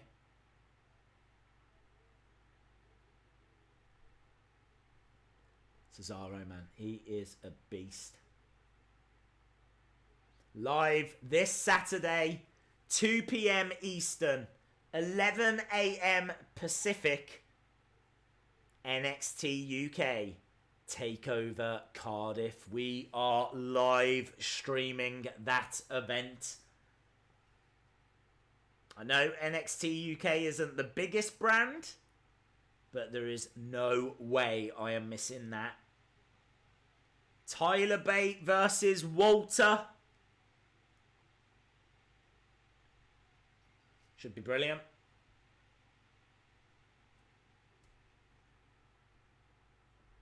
Right, we are underway.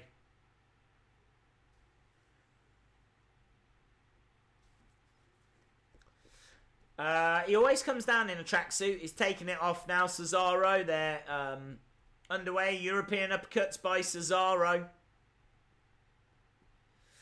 Why wasn't Aleister Black in the King of the Ring tournament? Aleister Black won't do anything unless someone knocks on his door, will he? If a WWE official knocked on the door and went, do you want to be in King of the Ring? He probably would. Other than that, he just waits for people to go to him. It's a really stupid gimmick.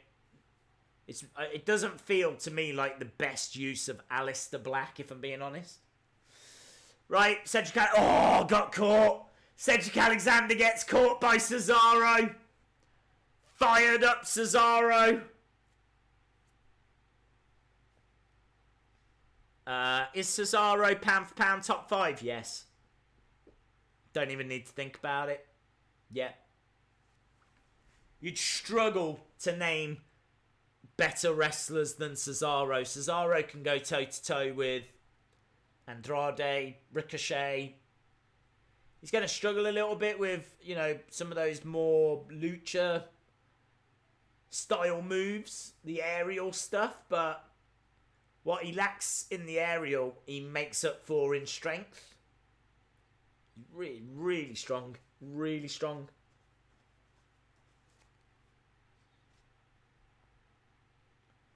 So he's got Cedric Alexander, throws him to the outside. Big boot. Planted by Cedric Alexander. Cedric Alexander now trying to get the support of the crowd on his side. Against the ropes. Over the top. Comes crashing down onto Cesaro. And he is throwing him straight back into the ring.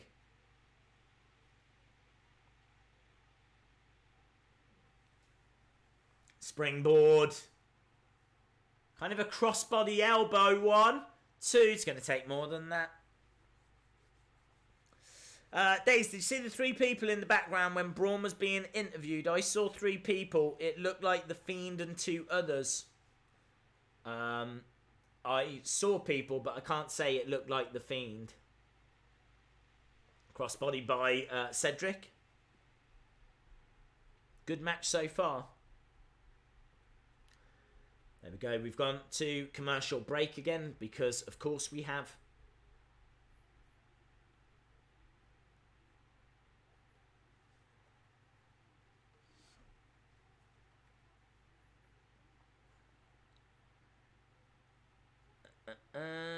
Who won, Sasha or Natalya? It was Sasha with the bank statement. And then after, she put the bank statement on again. So, yeah, really solid action. This match is going to be solid. You know that Braun and AJ is going to be solid. So I've got no concerns about if the show's... I think at this stage I can say this is going to be a very good Raw, like a really solid Raw. The only problem is that it's not got that big standout moment. It's not... Do you know what I mean? Like, I always like, after I've finished watching the show, to be thinking about something and like, having my head... like, something going around in my mind. I haven't got that. I'm not going to have that. There's just not really anything to, like, think about or go, why did they do that? Or, I don't know. There just hasn't been that moment. And I think Raw's going to suffer as a result. I'm really missing that this week, you know? Anyone else think that Cesaro looks like the guy that plays in the Fast and Furious franchise and Hobbs and Shaw? Don't know the name of the actor. Vin Diesel? Do you mean Vin Diesel? You can't mean The Rock. Or do you mean Jason Statham? Days, because I'm on holiday in Poland and it's an hour ahead, I keep thinking Raw should be over. I also remember your toy hunts in Poland, and thanks for the shout out. Yeah, I did a couple of, well, I don't know how many. I think I did 1, 2 toy hunts in Poland. Love Poland. I've been quite a few times. There's a really great music festival on in Poland. That was my main reason for going. It's called Open Air Festival. So open -ER Opener Festival. And they have massive names there, huge names. I saw Kendrick Lamar. I saw MIA. I saw Nick Cave, Arctic Monkeys, and like the ticket prices are dirt cheap. I went to Poland to this festival. You could get a beer, a pint, and a 9-inch pizza, £3. £3. That works out at about $5 for a pint and a pizza. It was absolutely incredible. And I thought the layout of the festival was really cool. They had little stands selling different things, and it's just a really friendly atmosphere. I don't work for them, by the way, but I'm just trying to explain why I was in Poland. So I went the first time, loved it, and then I ended up going back another couple of times. And thankfully, they had Toys R Us over there. So there is a toy hunt on the channel of me going to a Polish Toys R Us. Didn't find much, but still, I went. Right, we're going back to Raw. And we are back with Cesaro dropping the leg on Cedric Alexander. Nice European uppercut again. Shots to the midsection.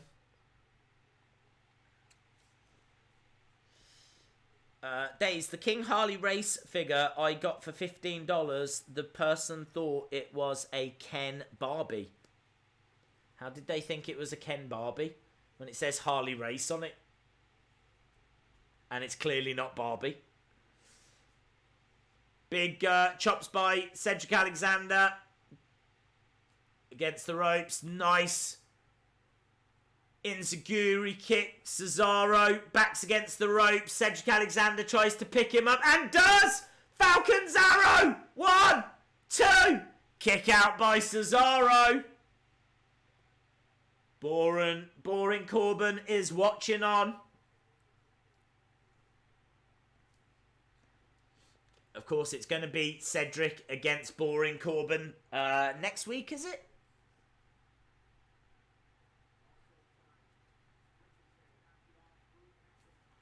Okay.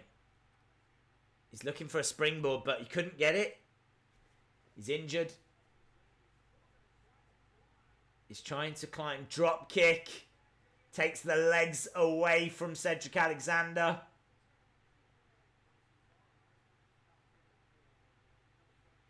What's he going for? What's Cesaro going for? Suplex off the second rope. Superplex from that height. Great work by Cesaro. 1, 2. Oh, Cedric Alexander kicks out, but just goes into more trouble as Cesaro puts... Look at that. Single leg Boston Crab. Single leg Boston Crab. Call your friends. It's not every week you see that. I hate it. Hate it that wrestlers can get out of those moves. That should be good enough to put a wrestler away.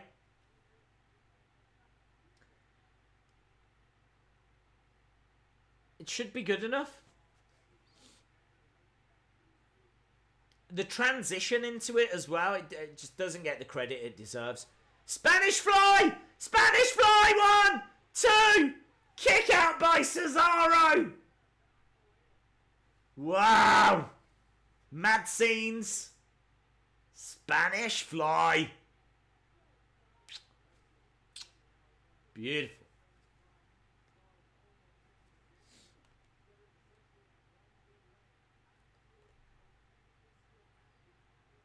Cedric Alexander up on his feet, grabbing Cesaro.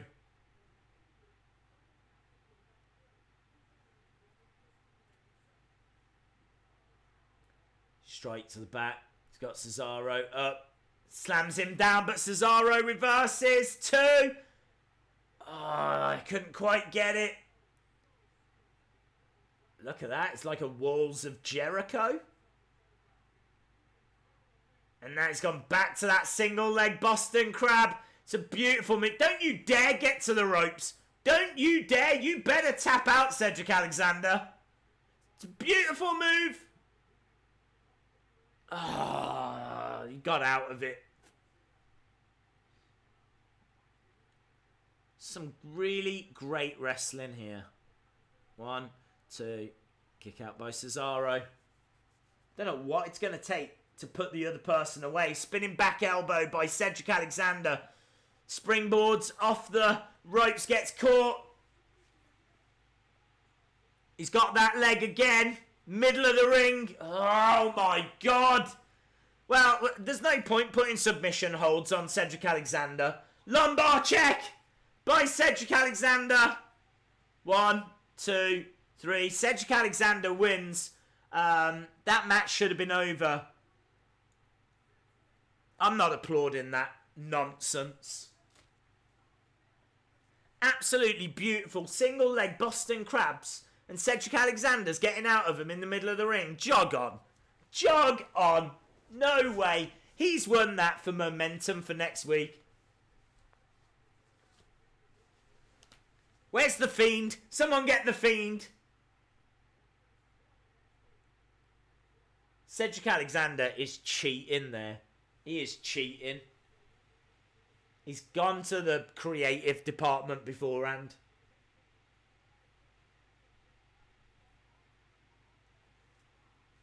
Right, United States Championship. Annoyed.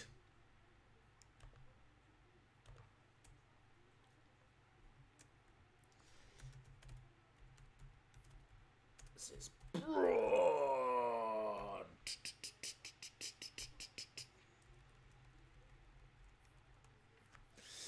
The Fiend was spotted eating cold cuts in catering.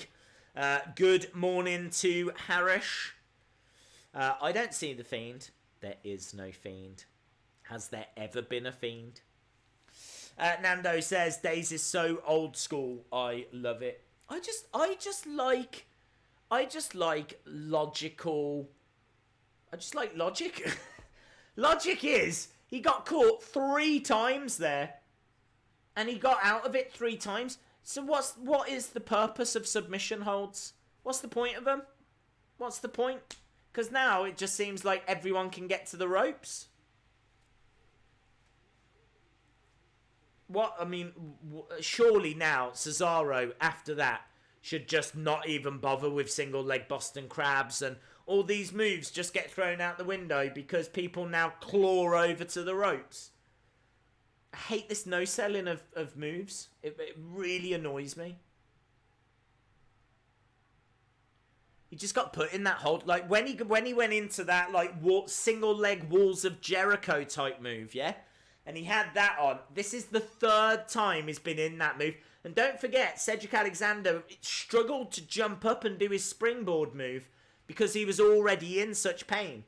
Then he gets hit with, like, a couple more submission moves on the knee, on that knee. He's already in pain. But nah, don't worry about it. He can get out of it. Cedric Alexander? Oh, yeah. Come on. Stupid, man. Stupid. Should have tapped. For the good of wrestling, he should have tapped. I hope someone could do something to Cedric, like move into SmackDown. Where's Bray? I won't worry about it. He might turn up tomorrow. I really, really don't need to see Bray every single week. Do you know, if we don't see him, it's absolutely fine. Absolutely fine. In fact, I borderline prefer it. Just a week off, do you know what I mean? Just like, it needs to keep the impact of when he does strike. It's got to be for a reason. Don't just do it just to bring him out. And don't forget as well, I was saying about this earlier, the people that make the mask and the people that made the lantern, they've said, keep watching. You've not seen anything yet. So there's a lot of excitement about what's to come. So, yeah, if you're worried that we haven't seen The Fiend this week, don't be. There's some epic stuff on the way, apparently. Breaking news, Days has been hired and then fired by Vince. Yeah. Shout out to Tim123. Hello to Apollo Crews in Italy as well. The match tomorrow on SmackDown Live between Ali and Murphy is going to be fantastic.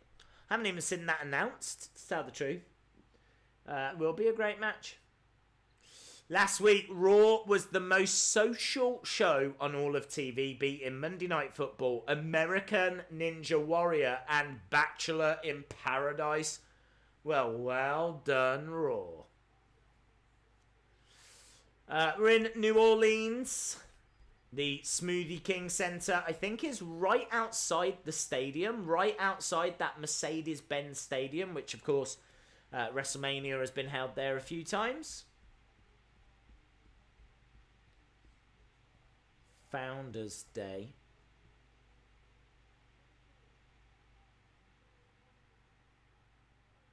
Here we go, look. I think they're just giving us a bit of an update on the 24/7 Championship, which is something we haven't seen tonight, is it? There we go, look. Title change on a stage. R-Truth winning that 24/7 Championship.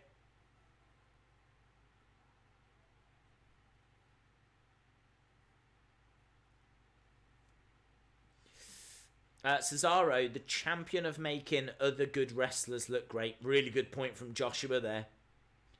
Let his attacks be on random people. Still like Cedric. Yeah, don't get me wrong, I still like Cedric. I'm not hating on Cedric Alexander. In fact, he's not even like the most guilty person of doing things like that. But I really am. I've had enough of people getting to ropes. Like, a submission hold should really be something that's, do you know what I mean? Like near the end. You shouldn't be able to just get over to the ropes that easily, and submission holds just don't mean anything anymore. Maybe the bank statement does. I think they protect that quite well. But unless that submission hold is your finisher, you ain't winning. Who have you ever seen win with like a camel clutch that's not Sergeant Slaughter? Or a Boston Crab? Who's won with a figure 4 leg lock? And it's not their finisher? So unless the submission hold is their finisher, you ain't winning with it. You'd think wrestlers would learn this by now. Just watch the matches, you'll see. Backstage with Dolph, Roode, Robert Ziggler.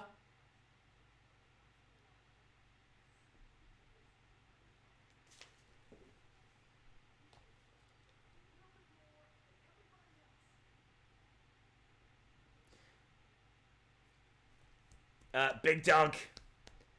This has been a terrible Raw. Oh, I don't think it's been a terrible Raw. I think the in-ring action has been very good. Apart from the Bayley match, which I wasn't really into, I'd say every other match had something to enjoy. Even the tag team Turmoil has given us the new challengers, which, you know, I suppose that's the talking point. Dolph and Robert Roode as a tag team. Don't know how long it's going to last, though, but...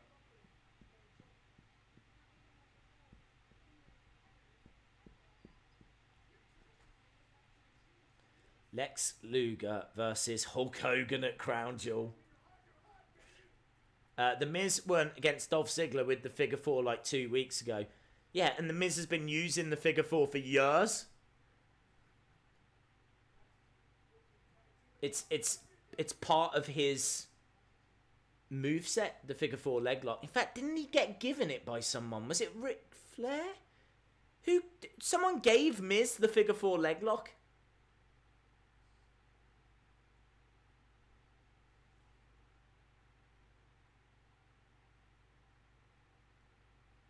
Okay, we're back with the Street Profits. Or Montez Ford, anyway. One of the Street Profits. Bit of a nothing promo from Ziggler and Roode.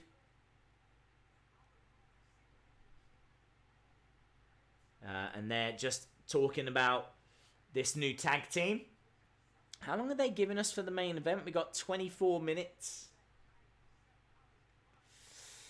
When will the Street Profits debut? I don't think they will. They're in NXT, and what with NXT moving, I think they'll just stay there.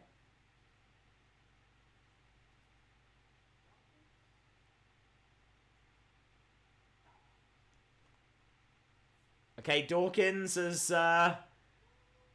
he's in New Orleans attire. He's got the beads. He's got a mask.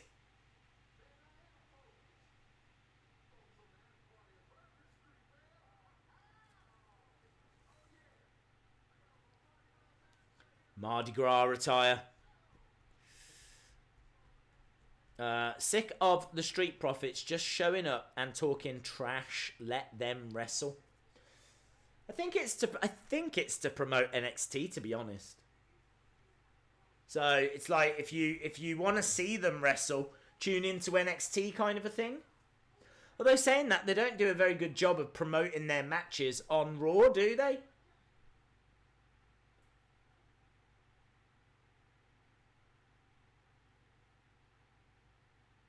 Why was Strowman just standing there? Strowman just started walking, but he was clearly just standing there for a second.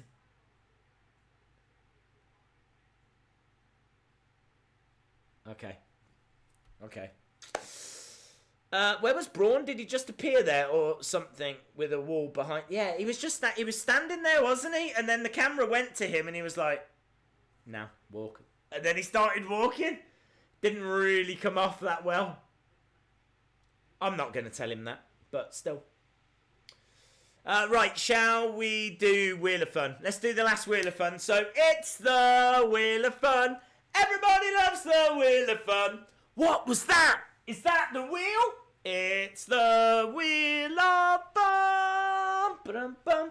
We haven't had championship tonight, have we? I'm not saying it's going to be championship. I don't know what it's going to be, but I'm just saying. This might be... we might go a stream without one. Here we go.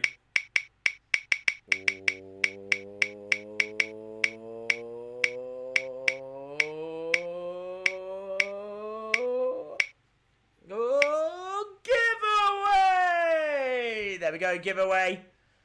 Giveaway. We've already given away one WWE Kids magazine. We're going to give away another. Boom!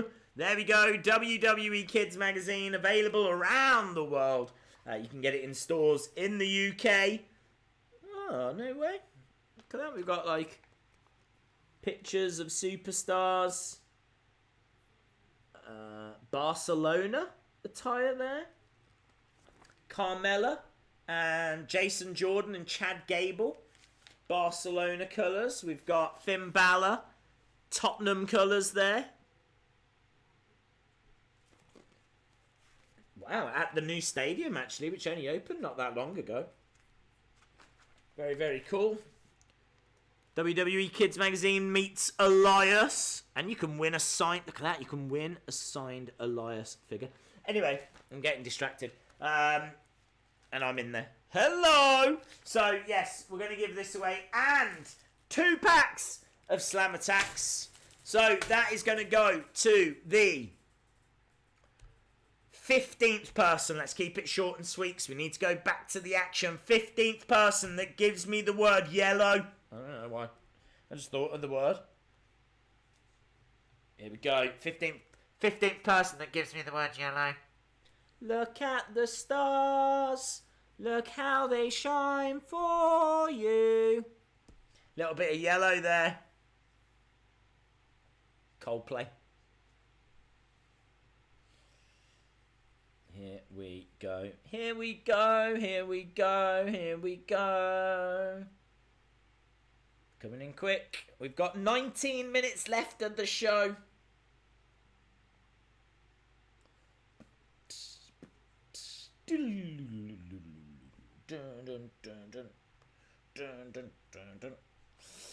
Right, 1, 2.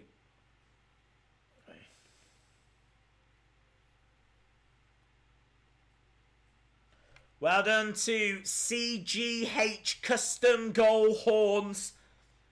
CGH Custom Goal Horns. CGH Custom Goal Horns.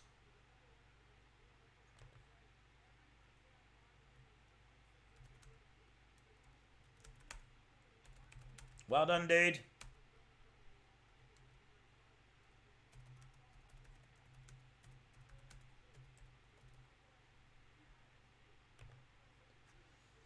They're just talking about NXT going over to USA Network. So, CGH Custom Goal Horns, send me your address, wrestlingdays@gmail.com. I will get that sent out. Okay, we got Corey Graves, Renee Young, Michael Cole. We are building towards AJ Styles versus Braun Strowman. And I don't think this is going to take very long. Oh, hello! Oh my god, I was just about to put my phone back. Firefly Funhouse time! It's a proper episode! Oh, hang on. Little clips of previous episodes.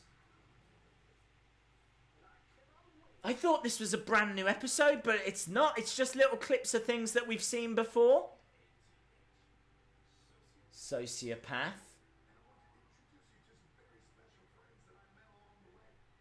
I like the fact we're seeing all of the puppets again.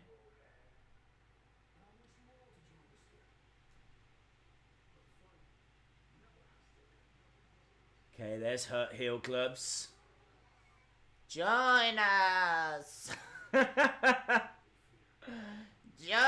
us! Fear is power.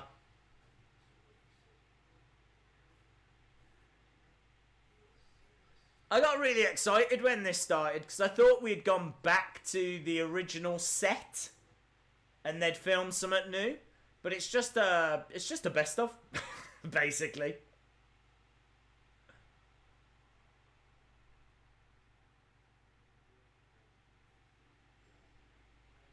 Oh, well, that was super disappointing, wasn't it? That was super disappointing. Nothing new.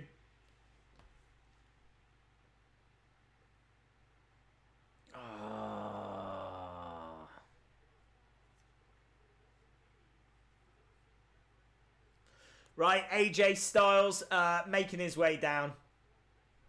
AJ Styles versus Braun. That's left a bit of a bad taste in the mouth, you know. They kind of disguised it as a new episode as well. It kind of had a bit of a jingle at the start and everything. That makes me super sad. Dropping Raw to 7.1. Yeah, I might do the same. I feel for a moment then, I thought I was going to get some and I never got it. So now I feel cheated. But that is no reflection on the Fiend or Bray. Halloween costume is the Fiend. Very cool, dude. I don't like this matchup as an AJ Styles fan.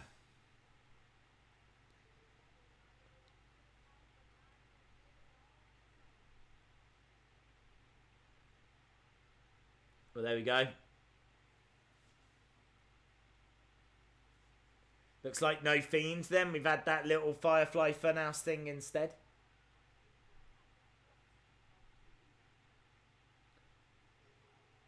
Okay, AJ Styles in the ring. We got Braun Strowman coming down. For me, I think because they did that little Funhouse compilation, I'm going to knock Raw down to like, I'm feeling a 7 now as well. 7.1, 7.2, something like that.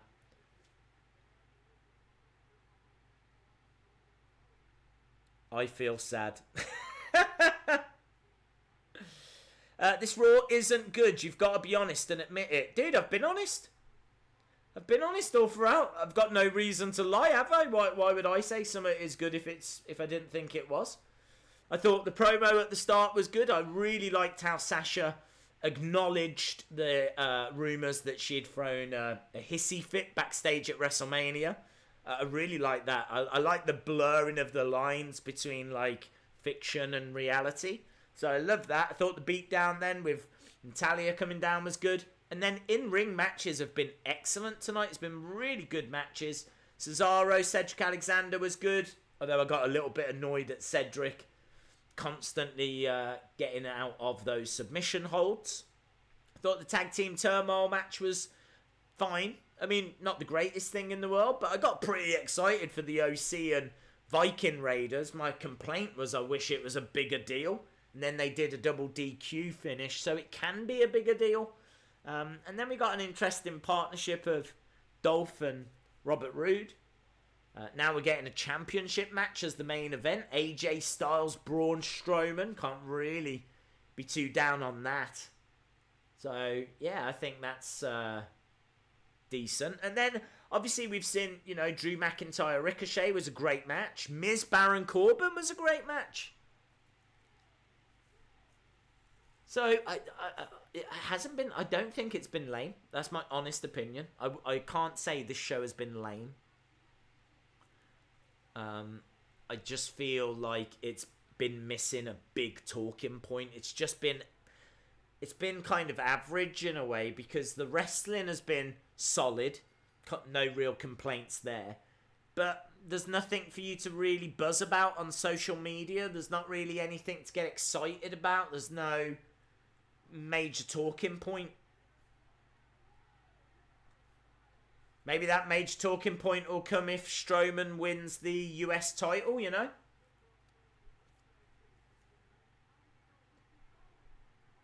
Look at these shoulder charges by Braun. Braun grabbing AJ, hurling him into the ring. Maybe Braun will win, and it will be Braun versus Seth. Winner takes all. They're saving the good Raws and SmackDowns for next week because they're both right after All Out. They'll come out firing. Well, they have got big plans coming up. We do know that. So perhaps the big moment, you're right, has just been moved, saved.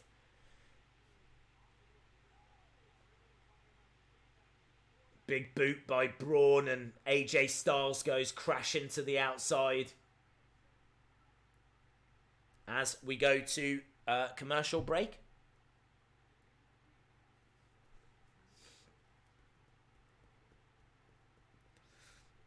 Dave's the guy who won the $2K million challenges in the front row.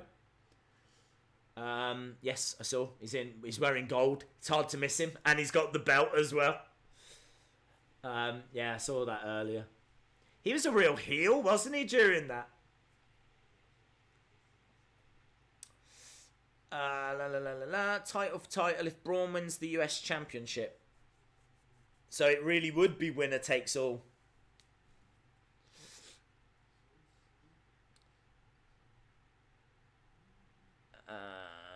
Styles isn't phenomenal. Has the Fiend been on tonight? No. I have enjoyed today's show. It's been a solid Raw. Love how people want good wrestling. We get it.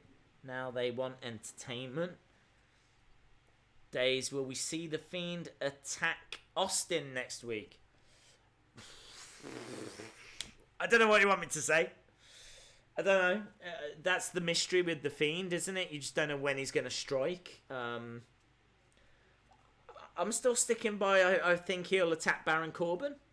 I feel like he has been taking out legends. So there's every chance, but I can't sit here and say yes, you know. Duckman26 Quack. Hey Days, won Slam Attacks earlier. How do I claim it? I DM you on Twitter. Also, you're my favourite wrestling YouTuber. What is your favourite figure of the year? Duckman26 Quack, thank you very much. If you get a chance, send me an email. Send it to wrestlingdays@gmail.com, just with an address to send the items to. And that it's that simple. If I can't see the email, then I tend to go to Twitter anyway. But if you can send me the email, if it's quick and easy, ping it over, wrestlingdays@gmail.com. And in regards to favourite figure of the year, the first one that comes to mind... Well, the first one that comes to mind is going to be an Ultimate Edition. I don't know if it's Ultimate Warrior or Ronda Rousey. When I actually had them both in my hands, I feel like I was more impressed with the Ronda than I was the Ultimate Warrior. The problem I have with the Ultimate Warrior is his face scans in the Ultimate Editions don't grab me. There's one where he's got like paint that's worn away, which looks pretty cool. But I don't think either of the facial expressions were that dramatic. I feel like they were both quite average facial expressions. Ring attire was awesome. The entrance jacket was absolutely incredible. Don't get me wrong, talking about one of the best figures of all time. But I don't know if I could say it was better than... I don't know if I could say it was better than the Hall of Champions Warrior, because that had like a screaming facial expression. And it had an awesome ring attire. And I think it had a championship belt as well. So, I don't know. But Ultimate Editions, Ultimate Warrior, Ronda Rousey, I was really impressed with those.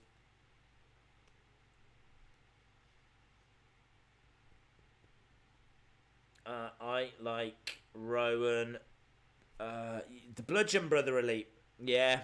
I think the only reason I wouldn't go with those is because that team didn't really do a great deal as figures. I can appreciate how great they are, but that team was around for all of 5 seconds, so I just don't think it's a figure that's going to be in that much demand. I could be wrong. They were great figures, but Rowan quickly went on to something different, didn't he, you know? And Harper we just haven't seen since. Sleeper hold here by AJ. I didn't even realise we got 6 minutes left. I'm not a Ronda fan, but Ronda's Elite figure was good. Ronda had the better figure. Okay. Fiend figure will be insane, I agree. Do you think we'll ever get a whole Ministry of Darkness Elite set? I don't think so, because they're really reluctant to release, like, legends. And, like, obscure legends. Like, Ministry of Darkness, it was quite a long time ago now, and we've already had an Undertaker, and I don't know who else you could put in that set that would sell. I mean, that's what it comes down to. High ticket items just really struggle. Like the Epic Moment sets, I think, struggled, which is why they've now changed them over to those 2 Elite packs instead. Second rope springboard moonsault by AJ. Kick out by Braun. We got 5 minutes left.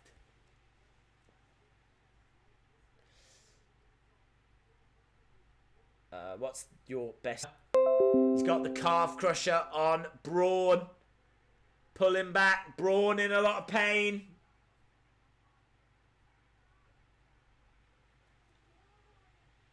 Headbutt.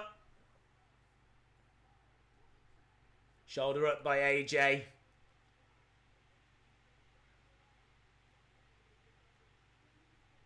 And there we go. Braun escapes the calf crusher.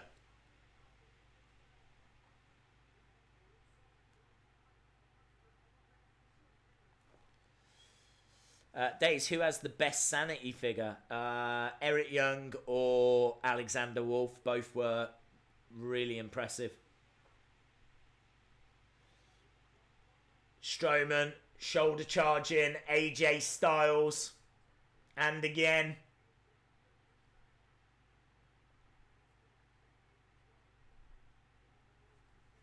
Strowman, I think he's sensing victory. Picks up AJ. Oh, Strowman goes into the ring post.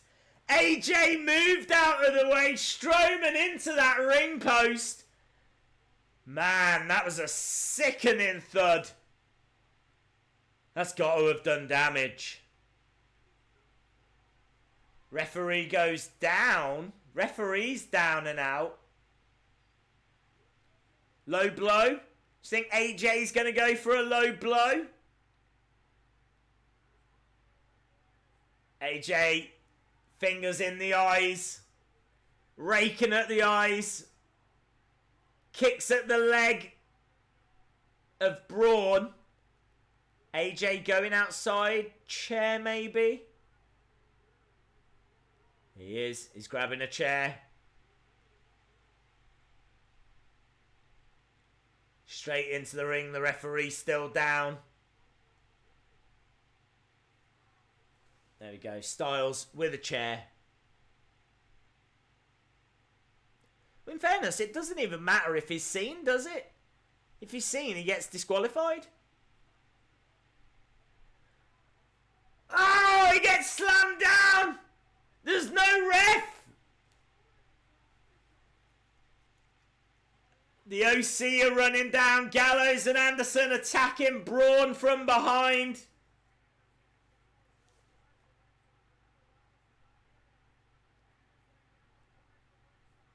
Oh, Strowman fighting back. 3-on-1 here. Chairs. Strowman's got that chair in his hand. He needs to be careful. The referee's going to see, and the referee does. The referee screaming at Braun.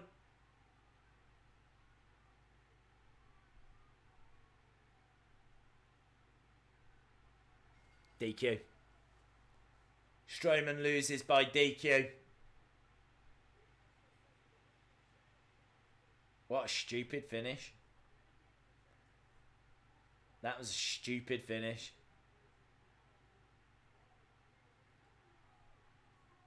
Would the referee... I mean, these days, what with, like, replays, video replays and stuff, if you was a referee of a wrestling match and you hadn't seen what had been happening, would you not ask to see... I mean, we get shown that many replays. Why can't the ref ask for a replay and show the replay on a Titantron? It makes no sense. Fox wants WWE to be more sports-like. I wish they would. I really do wish they would. I wish people wouldn't kick out and get out of submission holds. In UFC, for example, as soon as they get into an armbar, they're tapping. They're not, like, trying to hulk up and power out. So, that bugs me. And referees going, I heard you use the chair. That's good enough for me. Disqualification. What? Just do a replay? And there we go. Strowman destroys all three of the OC. Really awful ending. There's so much about that ending I don't like. I was at about a 7.5 for the show. After they teased the Funhouse, I went down to a 7. I'm going to say 6.75. I hated that ending. But you know my feelings on it. I think there was a lot of solid bits in there. I'm going to give it 6.75. 7.5, 5.5, 7.5, 6, 7.5, 6.5. I'm seeing a lot of 6.5s and 6s. I'm kind of around that ballpark. 8 out of 10, 6.5, 7 out of 10, 6 out of 10, 0.1 out of 10, 84 out of 100.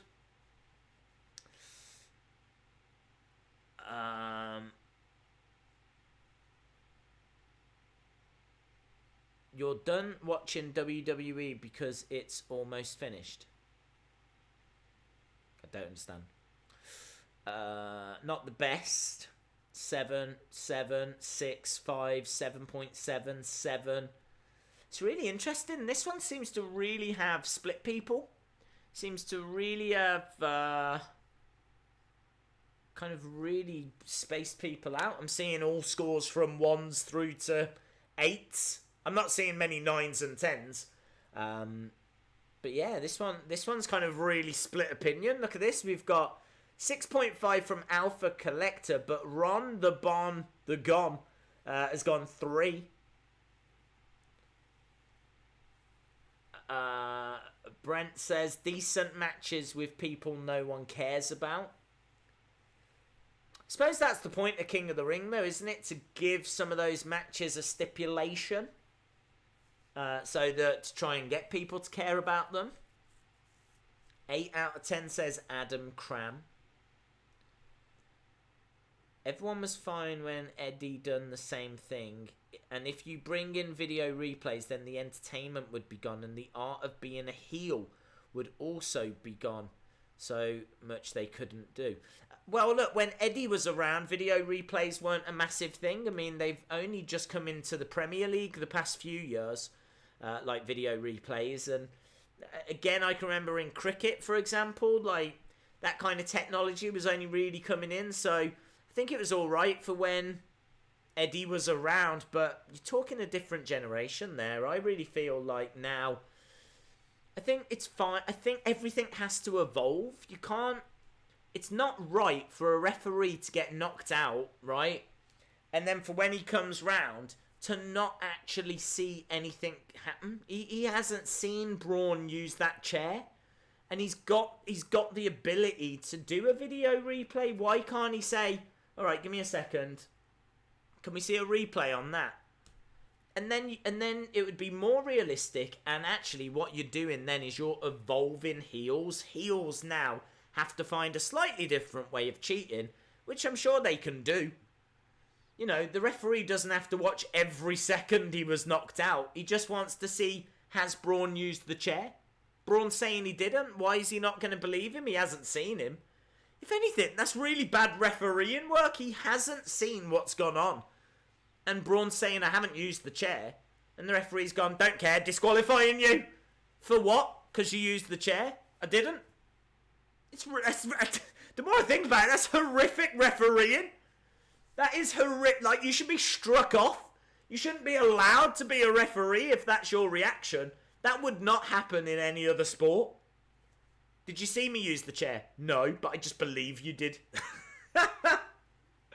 I really think for the good of, like, wrestling, for, like, the future of wrestling, we need to just tweak a few little things. We need to bring it a little bit more in line with UFC and where sport is these days, because all these other things have moved on. UFC has been a massive game changer. Huge game changer. UFC gets way bigger numbers than WWE.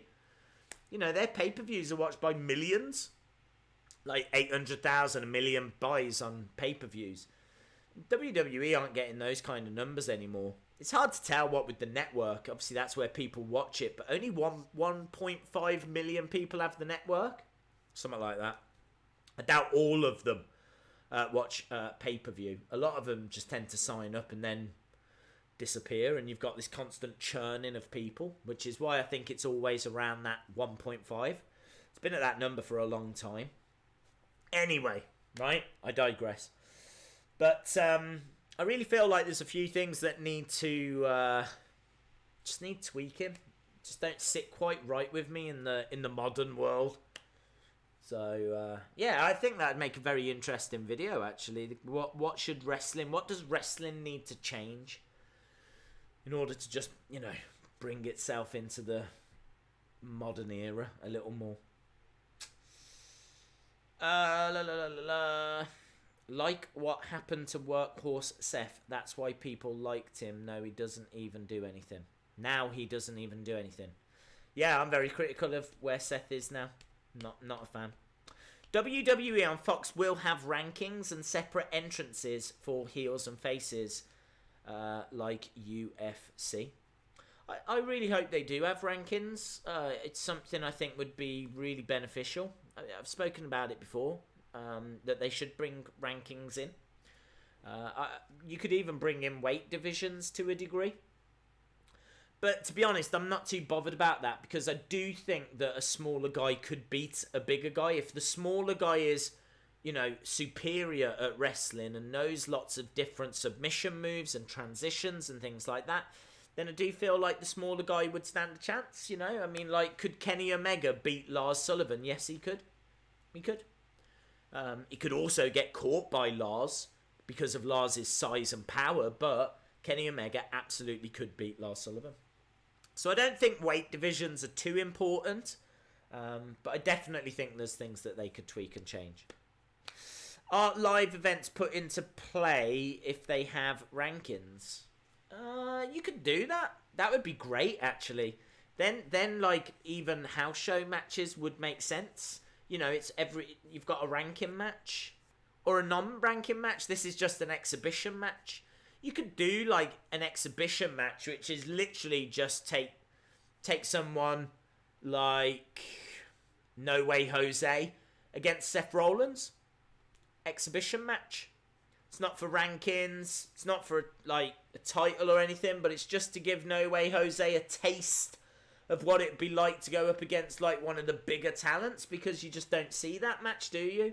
Could you imagine if they did that and No Way Jose put on a great match? Reminiscent of like Bret Hart 1, 2, 3 Kid. I think that'd be awesome. I really do. I think it'd be really interesting. But then you could have ranking matches, as you say, you know.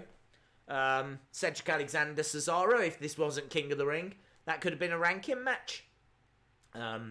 You know, whoever wins goes up a place in the rankings, whoever loses go down a place in the rankings, and then maybe that's how they decide by the time you get closer to the pay-per-view, whoever number one is in the rankings, that's your number one contender. You could then have matches where someone faces that person, the winner becomes the number one contender. It does open up a whole world of possibilities. Like, unless you're in the top 5, don't even think about having a championship match. You got to get into that top 5 at least to be in consideration, or something along those lines. So, maybe you got to be in the top 10 to even get onto Raw. If you're not in the top 10 rankings, forget it. You won't even make it onto Raw. You'll be on main event or Superstars or something, you know. And then house show rankings matches would really matter. I don't know. Perhaps there's some bad ideas in there. Perhaps there's some good ideas in there. But I genuinely feel like there's a fair bit with wrestling that could get refreshed.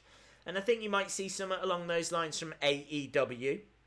And I agree. I think you'll see some stuff along those lines from when Fox goes to SmackDown. Fox goes to SmackDown. SmackDown goes to Fox.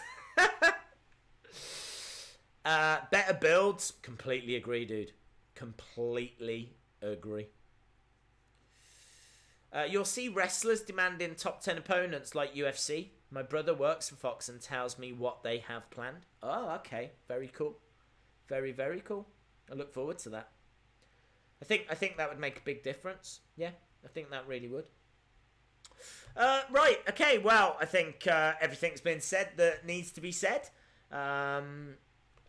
So for me. So at the end of the day, so hopefully we get an excellent SmackDown, but I don't disagree with what people were saying in the chat, and it could be that, you know, things are just on hold at the moment because we've got a couple of big weeks coming up, you know. They've probably got one eye on Madison Square Garden and making that as good as they can. So let's wait and see. I do feel like next week will be better, and certainly those Madison Square Garden shows I think are going to be insane. And maybe no Fiend this week because Stone Cold is going to get attacked and Undertaker's going to get attacked. Perhaps they're trying to make the moment more impactful. And that's why there was no Fiend this week. So, who knows? Watch this space. Awesome, guys. Thanks so much for watching. Really do appreciate the support. If you enjoyed the video, leave a like on the stream. It makes a big difference. Hit the subscribe as well because we are so close to 153,000. We're back again tomorrow. And we'll see if SmackDown is any better. We're then back for NXT. We do that on a Wednesday now. We're back for NXT TakeOver, NXT UK TakeOver, I should say, Cardiff, and All Out. So lots going on, lots to enjoy. Thanks a lot for watching. I'll see you again next time. Bye for now.